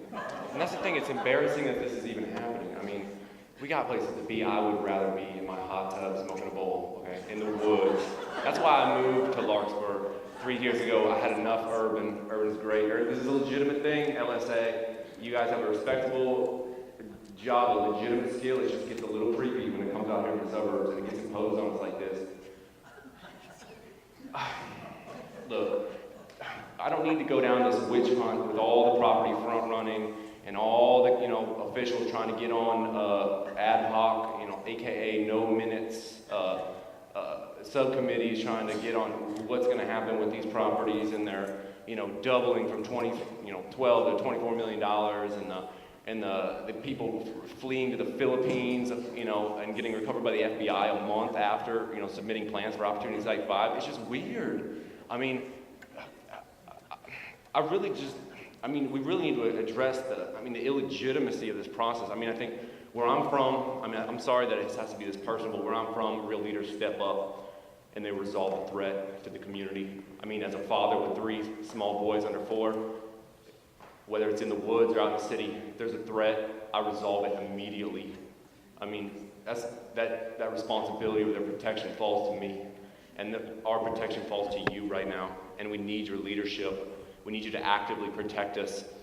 There's no reason why you can't resolve this right now, tonight, or on the 2nd, whenever is appropriate. Just let us know, but it needs to be done sooner than later, because, we have things to do. We don't have time for this. We don't have time for consultants. I'm concerned about the consultants. I'm concerned about the relationship with the city staff. It just looks a little too eager to acquiesce to these regional planning people, who in turn seem unusually eager to please developers. The system is just somehow out of integrity, and I don't know exactly how it's working. I don't know what the organizing intention is, and I know none of you are involved, but I really don't want you to become complicit. I really want you to extricate yourself from this very fraudulent ABAG kind of intention. Something's not right. Something's off, and I think we need to step up. We need to show leadership. We need to stick our neck out, because real leaders are going to step up and protect this community. If you want to remain relevant, you need to step up and resolve this immediately. This is unacceptable. You are leaving us exposed. There's a predatory intention out there. ABAG, look, you're good people, okay? The plan was worth every penny, trust me. It's just not right, and it's kind of weird. Thank you.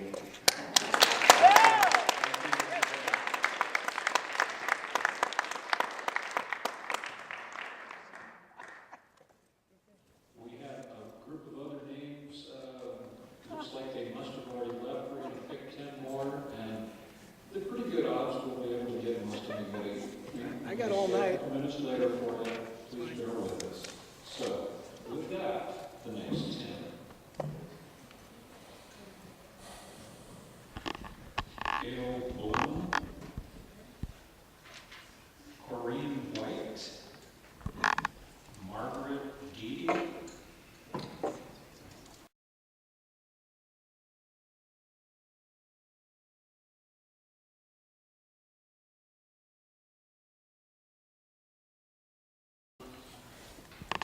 Mimi Willard, Kentfield. Bill Carney, San Rafael. And Jennifer Larson, Corvadera. So, like I say, come on down. And if you would start us off. And make sure the microphone's right in front of you. Okay. I'm Gail Bloom, and I live on Ladder Lane in Greenbrae, which is in Cape Marin. And I am going to talk about Greenbrae, because nobody else has tonight. And I know that Greenbrae is in part of the Station Area Plan, which has gotten very little discussion. I don't know whether you're planning on what your plans are with this EIR, but there seems to me some deficiencies there that we could talk about. And one of them is, I don't know how the EIR actually relates to Greenbrae at all, particularly with things like I'm getting a little confused here. The transportation measures, the transportation mitigation measures, the trip cap, how would that apply to any development in Greenbrae? Would that, there's 70 units and 22,000 square feet of office. Would that trip cap apply to just that development, or would that apply to all of the area that would use the Drake's Landing, Del Mar Street, the feeder street out of that area? Would it apply to the Drake's Landing Circle? Would it apply to Cape Marin? It's kind of unclear if it was a project plan or if it was a program plan EIR, it's not clear how it would be laid out, how it would be cited, how it would even be analyzed. Excuse me, I'm getting nervous. Thank you. The other thing that I want to speak to a little bit was the impacts on the schools. It seems to me that the EIR is not very clear about that. It's always concerned me that the Larkspur landing area was sort of a stepchild to Larkspur and Kentfield in terms of schooling. The children that live there do not attend school with the rest of the children in the community. They attend school in San Rafael, and I always thought it was pretty shameful that those children did not go to school with the rest of the children in the community, and that if this plan actually has some legs, that we ought to make an effort to make sure that those kids are truly members of the community and not children of the San Rafael School District. It really disturbs me that they don't go to school with our kids, they don't go to the library with our kids, they don't play sports with our kids. They're just not part of our community. Let's see what else I wanted to say. The transportation trip cap in particular disturbs me. I don't know how it would be enforced except by financial. Am I running out of time? You've run out of time, but I'm done. Finish those thoughts, if you will. Okay, closing thought. The trip cap is only enforceable with financial penalties, and I can't see the commission or the council trying to enforce that by going after homeowners associations and homeowners associations going back to the homeowners themselves to try to actually collect financial penalties. Unenforceable. Thank you. Great, thank you very much. Hi, my name is Wendy Callens, and I am with Sustainable Marin and Coalition for Livable Marin. We are an all-volunteer organization, and no one is getting paid. I just wanted to make that clear. I have lived in Marin County for 45 years. I've lived in Larkspur, I've lived in Kentfield, I've lived in Mill Valley, I've lived in Novato, I've lived in San Rafael, I've lived all over. I have spent a lot of time in and out of Larkspur Landing. I have missed the airporter because even though I was literally, a quarter mile away, it took me 20 minutes to get to the airport, so I'm well aware of the traffic problems that are happening in Larkspur Landing. I've also ridden my bike through the lovely tunnel where I spill out into a parking lot where I have to somehow find my way to the bike pedestrian path that will get me over to the other side of Sir Francis Strait. I visited friends who live in the apartments in Larkspur Landing. And when I suggest let's walk on down and go have lunch, I find out that there's no way to walk on down and have lunch. I go to the periodontist and want to just walk over to Bed Bath & Beyond and do a little shopping, and I have to walk along the median and to get across the street. So when people say there's nothing here worth saving, the circulation plan in this station area plan is well worth saving. It talks about all the elements that are missing in Larkspur Landing right now to help you get around by bike and by foot. It talks about all of the ways to improve traffic conditions. So I urge you to really keep the circulation element and adopt that. I also urge you to keep, I'll take the design standards. When people talk about how they want to have reasonable development, they want something that's in character with Larkspur, well, that is what the design standards are about. The design standards talk about energy conservation, they talk about water conservation, they talk about height limits. All of the things that people are concerned about are addressed in that piece of the plan. So I think that is another piece of the plan that needs to be looked at. I also think that even though the EIR says it did not address the moving the smart station, I think that is crucial. I think that the city of Larkspur needs to work with SMART and Golden Gate Transit and really make a comprehensive, integrated transit center at Larkspur Landing, and that can be part of your circulation element. Finally, I want to take exception to something that one of your former elected officials said earlier, when he said that somebody's trying to impose somebody else's problem on us. One of the other things I do is I go over to Berkeley every other week at 7:00 p.m. And I have to go in that traffic where you inch along trying to get over to Berkeley with all the people who work here in Marin but can't live here. This is our problem, and many people tonight said, we're not against affordable housing. Wonderful, I take you at your word. You want to see affordable housing in Marin, so how are we going to do that? Because one of the reasons we have so much traffic here is because so many people work here but cannot live here. Thank you. Thank you for your comments. And Hi. next speaker. Yes, I'm Mimi Willard, and I should be the next speaker, but I feel kind of sorry for this fellow, Phil Terry, who's been waiting forever. So I'm going to let him speak, and I'm going to just hope that his name gets drawn. Okay, very sporting of you, and we'll start the clock over. Thank God for small favors. Phil Terry, Larkspur, lived here for 48 years in Larkspur. I want to say that, unfortunately, I've been listening to these people, and I was really lucky to find a place where everybody's brilliant. And the community itself is very intelligent. You're going to get rid of the consultants who come in with their storyboards and see if you can get the community to come together and put together a plan. Because I think that then they're accountable for it, and they're going to do the best they can because they live here. I did read it, and I wasn't very happy with it, so I'll just tell you, reject it, start over. You know, take your shot at something better. It's not good enough.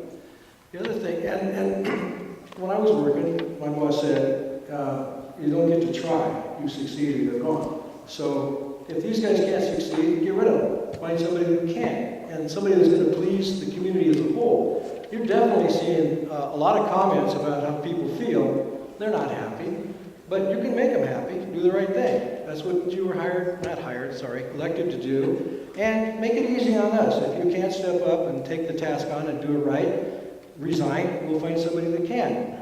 Now, having said all that, there's nobody clapping for me because they're all gone, thank God. But here's one thing in the EIR, is the infrastructure. I was looking at who's going to pay for all this stuff. You know, I'm already not maxed out, but I picked out my alternate county that I'm going to live in if you guys keep going up and up and up. I believe in education, so I'm willing to fund any bond issue that comes along, but I'm not willing to put in new sewer lines for people that don't live here and haven't paid their dues over time. We've worked at this community to develop something that's very unique. You know me, I've been on the library board 35 years trying to build a library. I didn't see in there how you're going to make the library twice as big because we're going to have more people. So I think that's missing for one thing. There's a lot of things missing. So do it right, or, you know, go away, do something else. That's enough. Thank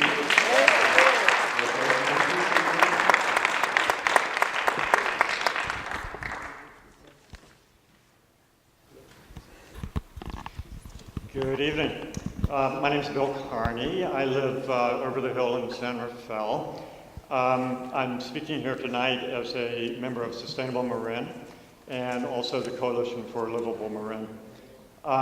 So, you know, when I walk around Larkspur Landing, I'm just really struck by how much better of a place it could be with some of the improvements that were just mentioned a few moments ago. And actually reading this plan, it actually presents a fairly appealing vision of a walkable village in the tradition of Marin's historic town centers. At the same time, modeling the sort of sustainable practices that we really need in our own century. The challenge now is to keep that vision, or whatever vision your process comes up with, from being choked by automobiles. Tying new development to real and believable traffic improvements is a good start. For the foreseeable future, that'll probably mean keeping development close to existing zoning. What is built should be apartments that meet the town's affordability goals, apartments that are like those that are already in the neighborhood. We don't need more single-family houses sprawled across Marin's landscape. These are, after all, our primary source of both traffic and greenhouse gas. We need to knit back our Marin community socially and economically, as well as with walkways, bike paths, and wildlife corridors. The EIR should make clear that building housing away from transit elsewhere in town will likely result in far greater environmental impacts. One of the strong points of the plan is that it recognizes climate change and steers development away from sea level rise zones like Redwood Highway. That principle should also be applied to the ferry opportunity site. For EIR purposes, that would result in a modified, reduced residential alternative without the ferry site and with only a single zoning change to align the sanitary district site with what's already allowed in the adjacent country mark. Still, the EIR clearly reveals that we're not yet doing enough to arrest and reverse climate change, the future for which we really most need to plan. Certainly, you should adopt all of the sustainability measures in the plan's design guidelines. In addition, the EIR should offer mitigations that achieve a net reduction of carbon emissions, including zero net energy building standards, ubiquitous EV charging stations, a proactive zero waste program, and rainwater and gray water reuse systems. You have an opportunity here to create at Larkspur Landing a model for what Marin can accomplish to subdue climate change and achieve both social and environmental sustainability. Thank you. Great. Thank you for your comments. It looks like we've run out of speakers that, hold on, from that last row. We're going to collect the next 10, and we're getting down to the last few, and we'll try and, we'll take a strong vote, see if people want to stick around a little longer to get more comments. And as mentioned earlier, your written comments carry as much weight. This isn't the end of the road. It's far from it. So with that, I'm going to read off another 10 names, and we'll carry on.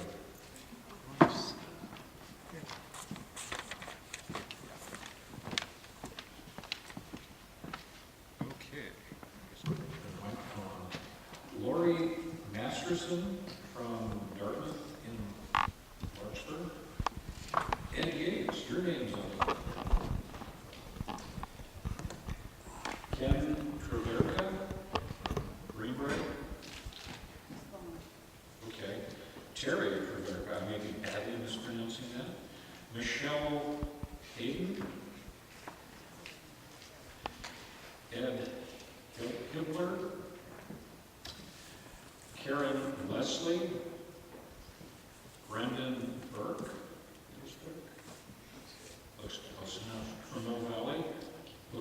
and Burke from Mill Valley as well. Pam Drew. And I think they said a couple may have left. So I'm going to read two more names. Alicia O'Loughlin and Todd Hooper.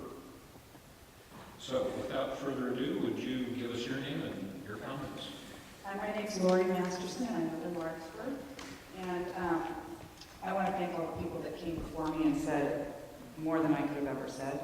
And so I just want to say that I'm a voting resident and that I voted for you all to make decisions on issues that would be in the best interest of our small town. And I beg you to reject the EIR in its entirety and to reject the plan. Let's slow it down. Let's make a plan based on our general plan. I believe that it refers to small town character and zero traffic growth.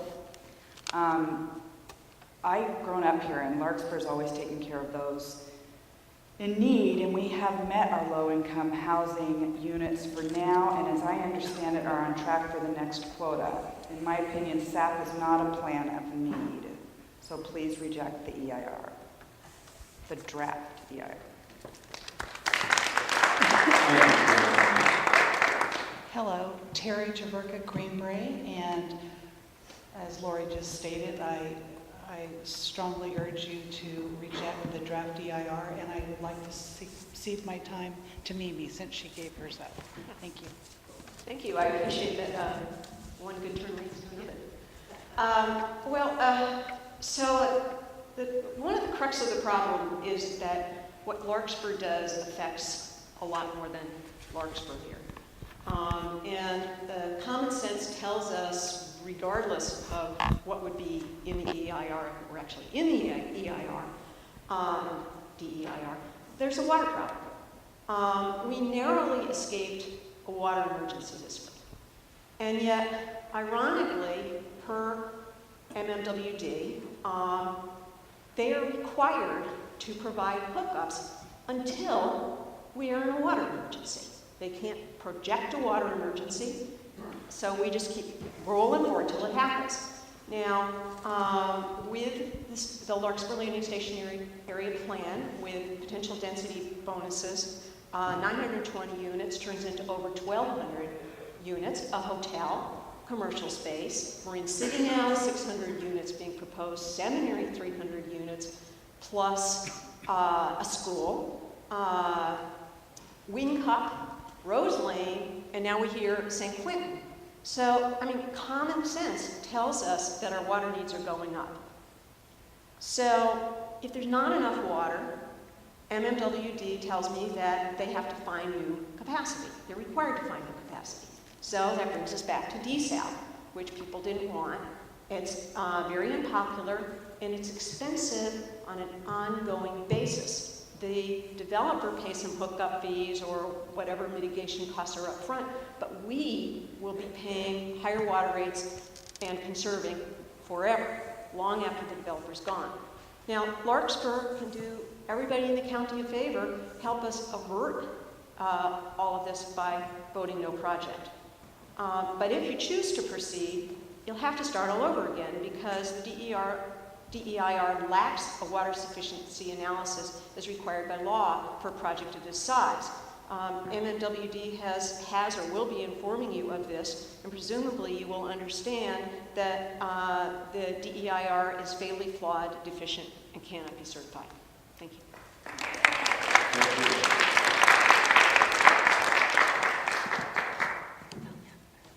Good evening, Alicia O'Loughlin, Marin County Bicycle Coalition. My comments tonight are focused on a number of circulation issues and concerns with the draft EIR and the stationary plan. MCBC supports the stationary plan's express goals to create a bike and pedestrian-friendly environment. However, we do believe the bike network proposed is incomplete, and bike safety within and accessing the station area wasn't fully addressed in the plan or the EIR.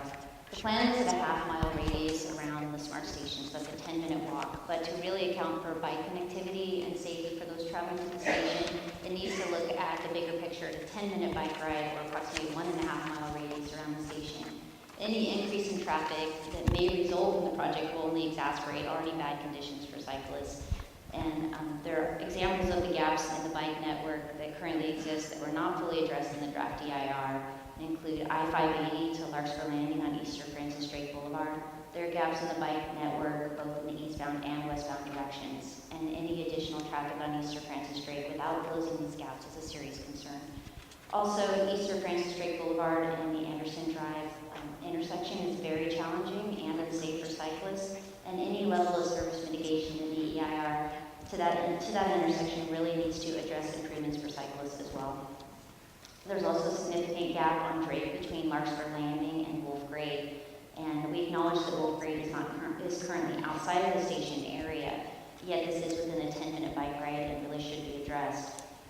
However, Elysia Drive is not outside of the stationary boundary, and at minimum, the bike network should be complete between Smart and Elysia. The mitigation measures in the draft EIR to add a third westbound and eastbound lane on Drake between Larkspur Landing and 101 and between Elysia and 101 present serious safety concerns for cyclists, and MCTC is very concerned about this. And if additional lanes are to be added on Drake, we also need to address safety impacts to cyclists and include bike lanes. And please note that bike lanes on Sir Francis Drake between the Rosstown limits and Interstate 580 are listed as a high priority project in the Marin County unincorporated bicycle and pedestrian plan. And lastly, the bike network proposed within Larkspur Landing itself is incomplete, and the network should include several multi-use pathways that conveniently and safely connect residents and visitors to the station area to Smart, ferry, shopping, neighborhood parks, and local attractions. We'd also like to see the EIR include a requirement that any future development within Larkspur Landing results in the installation of bike lanes on Larkspur Landing Circle where there are currently no bicycle facilities, or includes a multi-use or cycle path around the perimeter of the Marin Country Mart if it's later determined that bike lanes aren't possible on Larkspur Landing due to the existing right-of-way. We really need to look toward a zero net traffic increase cap to address the several concerns that were raised here tonight and other concerns as well. However, there are some very good components to this plan, particularly with regards to the circulation element. The station area plan has the potential to help address many of our existing circulation, bicycle, pedestrian, and public transit needs, and this does not need to be an all or nothing process. We really need to work together to make this plan a plan that truly represents the community's vision and concerns. But let's not decide to do nothing, and in turn do nothing to address the existing problems or to prepare for a train that is coming. Thank you. Thank you for your comments. Okay, it looks like we're running out of folks that have signed up. We do have another group, but at this point, I think we could probably do a quick show of hands that if you really have something brief and important to add, please. Yeah. All right. We'll take Ms. Ogletree, if you would give us your comments, please, and then we'll start getting through the rest here. Good evening. Long time no see. My name is Lori Ogletree. I live on Hawthorne Avenue in Larkspur. I've lived here for 17 years, and I grew up in Marin and came back for a reason. I'm usually a woman of very many words, as you know, but tonight I'm going to be very simple, okay? All I want to say, as one of your constituents, I really feel the need to stay through this meeting and speak my piece. Reject the plan. Reject the draft EIR. It's clearly flawed. I agree with all of the points made by Ed, the environmental attorney from Larkspur with 25 plus years of experience.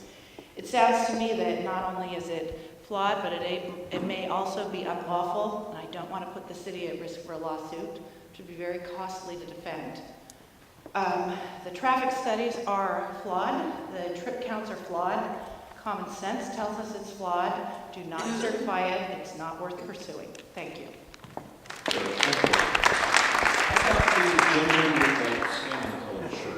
Thank you. My name is, not a piece of paper. My name is Rick Holland. I'm a candidate for the Ross Valley Sanitary District here this evening. And as we're going to, I'd like to bring some good news. As you know, there's been somewhat of a discordant relationship between Larkspur and the Ross Valley Sanitary District. The good news that I would like to share is that the so-called reform board that took over the district 8 years ago and squandered more than $25 million of ratepayers' money will be extinct in a little over a month. And its general manager is sitting in jail on 9 felony counts. The high-density proposal of the district for Larkspur Landing is dead. So we have some opportunities to move forward. And there are certainly lessons to be learned from this draft plan. I'll let you draw your own conclusions, but I would encourage you to reject this draft plan. Instead of this unrealistic scenario, I ask you to join me, the Marin Association of Realtors, and Assemblymember Mark Levine in designating Marin as a suburban rural area with a maximum housing density of 20 units per acre. Then let us look at the merits of individual projects, and I hope in the near future we can have a productive conversation as to the beneficial uses of the district's Larkspur Landing property. So I would hope in the next few years that we can have a more positive relationship and actually get some things done that are for the benefit of the community. Thank you very much. Thank you. Put somebody from this side of the aisle, the gentleman with the green shirt. That's you, sir. Yes. Thank you. My name is David Pyle. I'm from Greenbrae in the city of Larkspur. I'm somewhat unique in the fact that I actually live in Larkspur in Greenbrae. My office is in Drake's Landing. So the circle that has been drawn around this plan is drawn around my entire and my family's life. From that position, I've noticed a few things. This has been addressed by many people, but I want to specifically focus on the Drake's Landing and the Drake Landing Road corridor. What's proposed is, I believe it's 70 units on the Drake's Landing office parking lot, up to 4 stories. There is only one 3-story building on that side of 101, which is my office building, and it's a very small part of it. This would, the way I do the math, would have to be 4 stories because it's going to be the same square footage, roughly, as the entire Drake's Landing office park, put on a very small part of that property, abutting, I think it's Drake's Circle. So you will have a 4-story building shoved up next to some folks' housing that is 2 stories. To me, that is just way off scale. The parking in that area is completely full. If you look at the ferry lot, it's full by about 7:30 every morning.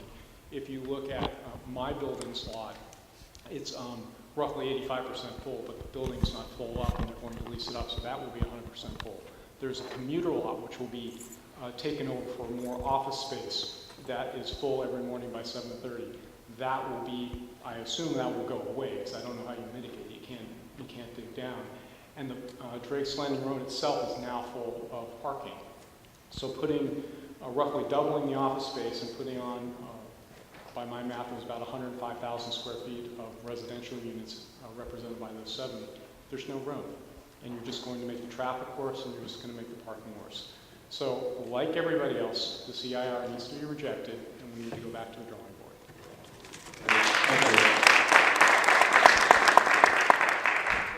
The gentleman in the blue shirt along the aisle there. Thank you. Ari Blum. I grew up here in Marin County and live here in Madrone Canyon in Larkspur. And I also have had the privilege to sit on the Citizen Advisory Committee for the General Plan Update, beginning 3.5 years ago, I believe. And so I just really wanted to take a moment to thank the planning staff for the work that they've done through this process. It's not an easy process. There's a lot of pressures on all sides.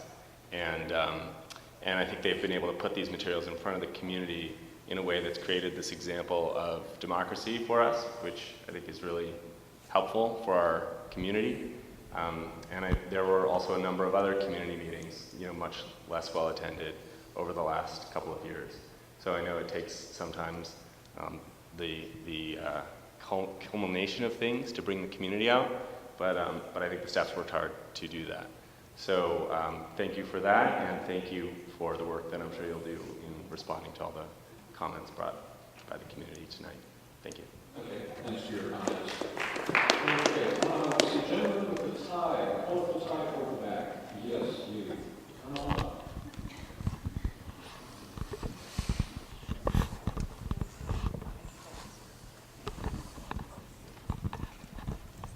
Thank you. My name is Nathan Cohen. I live on the Orange Avenue This month it's 16 years I've lived in Larkspur. Been very happy here. Just like a couple kind of process comments. There's been two categories of comments tonight. First, obviously some knowledgeable lawyers referring to the obvious, probably many not so obvious problems. It's hard to imagine how you want to go that direction. Then there have been other comments having to do with common sense. Someone said this is going to be larger than Winship. I don't think you have to say anything more. If you look at Winship, it looks like it was designed by a loser in the Soviet era architect. I mean, it's a nightmare. And you also talk about mass. I have been to a number of planning commission meetings where the use of ridgeline has been a discussion. This thing is massive from 101, you see, Winship. And if this is going to be larger than Winship, I think the thing speaks for itself. So a couple of comments that there were maybe parts of there were a couple of small sections of the several hundred page thing about circulation that might be good. I would say you don't want to let the camera get its nose in the tent. Reject this monstrosity. Get some sensible planners who live here, who have some investment, not some out-of-town developers. This is a nightmare. And I can't imagine how you have 99.9% of the comments tonight make it pretty clear that you would be going against the wishes of the vast majority of people who live here if you went ahead with this. Don't do it.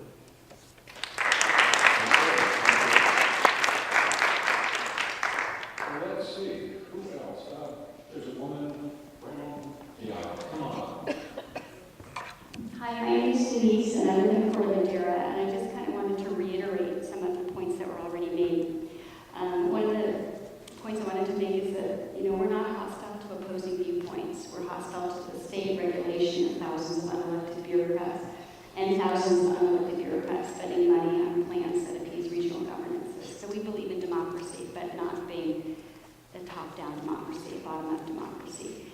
The other is I'm very concerned about the environmental impacts, the smog, the endangered species that aren't going to be accounted for. The other area of concern I have is the risks involved. For one, I know that Ross Valley Sanitary District is a toxic dump site, and the prior guy who bought it or purchased it sued because of that. So I'm not sure if you're aware of that or not, but it's highly toxic. The other is I'm really concerned about the lack of infrastructure and mainly the lack of water. And it's very interesting to me that the people that support this plan, notably Steve Kinsey, who didn't bother to show up tonight to hear the 500 constituents and the opinions of his constituents, is very much in favor of desalination. And so I hope that when they build, I hope you don't go forward with this, because I'm very concerned about the lack of water, and this would be kind of an excuse or a way to legitimize building a $400 million unnecessary, costly, environmentally unfriendly desalination plant when you run out of water. So I'm hoping that you reject this and fire ABAG.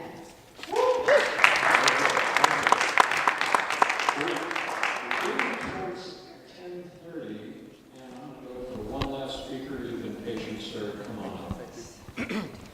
Thank you very much. I was really glad to see that somebody from within Drake's Landing came to speak because I think I'm the only person that spoke today that actually works in Larkspur Landing. Barbara Salzman's husband works in Larkspur Landing. The issue that I'm thinking about is when I read the EIR and the plan, SAP plan, nowhere in there did it show both alternatives for the bike bridge over Corte-Madera Creek. It only showed the one that goes straight across. When you read the language, it talks about TAM exploring running a bike bridge adjacent to the freeway off-ramp, but it does not show up in any plans. So I think these are both viable alternatives. I think they both need to be shown in the EIR and in the plan. I don't think the general public realizes that the bridge that's proposed to go straight over the corridor of Madeira Creek covers 2,400 feet of bay and marshland.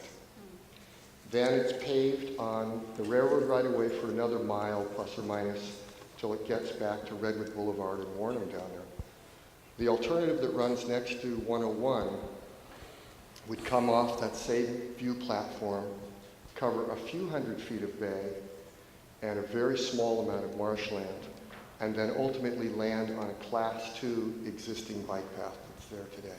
So I just wanted to add that point. Thank you. Okay, thank you for your comments. At this point, we're going to close the public comment period. Obviously, as you've mentioned before, you can do written comments. This is for comments to the EIR. There have been a lot of them. Feel free to add to it. This isn't the end. There will be more meetings. There obviously will be a lot of work if anything moves forward. And as mentioned earlier, if there is a final product, it could have a radically different appearance than what you're seeing in your projections. So democracy works well when we get a lot of participation. It's been great. My comments or my compliments that you have made it this far and stuck around with us. Now, before you all leave, the School Planning Commission is going to very quickly do a quick recap. It won't take very long, there's only 3 of us. Jeff, would you start us off?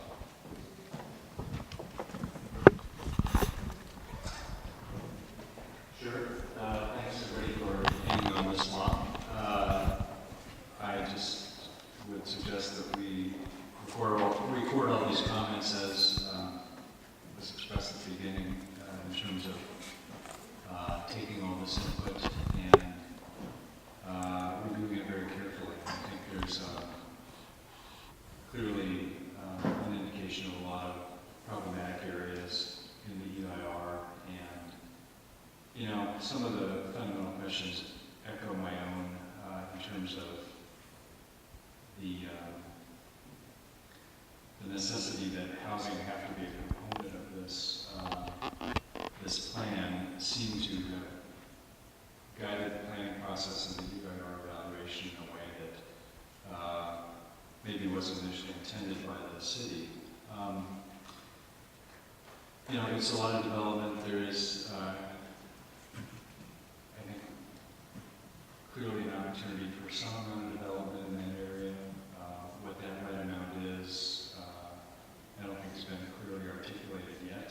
And it's very much, I'm concerned about the kind of circular logic of a program level EIR that relies on future changes to the general plan when those changes may or may not happen yet. Subsequent projects can refer back to that program level EIR and point to it as the justification that the analysis has been done so the project could be approved. And we can be in the catch-22 of being faced with projects that don't conform with the general plan, but it can't be held up or approved on any other grounds because the EIR has been done. And it sounds like that's part of what happened in Port Madera with the Windmill project. So I think we let the process run its course. But, I think everybody can look at the comments, the level of analysis and thought that went into them, and I trust that the staff and the consultant team will provide equally thoughtful responses. Thank you. Okay, thanks, Jeff. And Todd, would you give us your thoughts? Sure. I guess the first thing I want to say is just thanks to everybody who is here now, and also thanks to everybody who came earlier. This is clearly a critical issue with Larkspur, and it is through this kind of public involvement that we as a community make better decisions together. My initial reaction to this was probably pretty aligned with a lot of what was spoken with tonight. But I got more information. I took a ton of notes. And there are a lot of tidbits and details that many in the speakers brought up that I thought were great, because they just kind of, I always look for things to balance, and they helped me put things on the scale on one side to shift that balance. I think that clearly there's an opportunity to address congestion, and there's an opportunity to address circulation, and there's an opportunity to improve commute corridors without adding the additional burden of housing. It doesn't make sense that you're going to solve congestion by adding housing. And that has been my gut reaction from reading the plan from day one. And I think there's a lot of good intention in here, and I understand how it got to where it is. And I think there were some speakers tonight who actually did a great job of trying to walk us through how we got to where we are. But I also trust all my fellow commissioners, and I trust the city council, and I trust the people who showed up here tonight to help guide us to the right decision, because this is a very important decision and has a long-term impact for all of Larkspur and also Southern Marin County. Thanks. Okay, thank you, Todd. Well, at this point, what can I add? Seeing this kind of turnout, as one speaker put it, we can do better. And I think we get it. We see this kind of participation. We see some of these problems and flaws pointed out, whether it's we go back to the drawing board with not only the EIR, but with the plan, and start to get more input that if you read back through the CAC minutes, it sounded like that was the preferred plan, that was a major consensus. Doesn't sound like it that much. So I have to admit, this started off as a very reasonable proposition. You're going to have a train station, you're going to have a ferry terminal, they're all going to be in the same area. It makes sense to study, should the future development, infrastructure, all the rest of those things be looked at. Not unreasonable, but we still have so many problems with traffic. We have a smart station that doesn't connect to the ferry system, so we have a lot of things that need to be done better.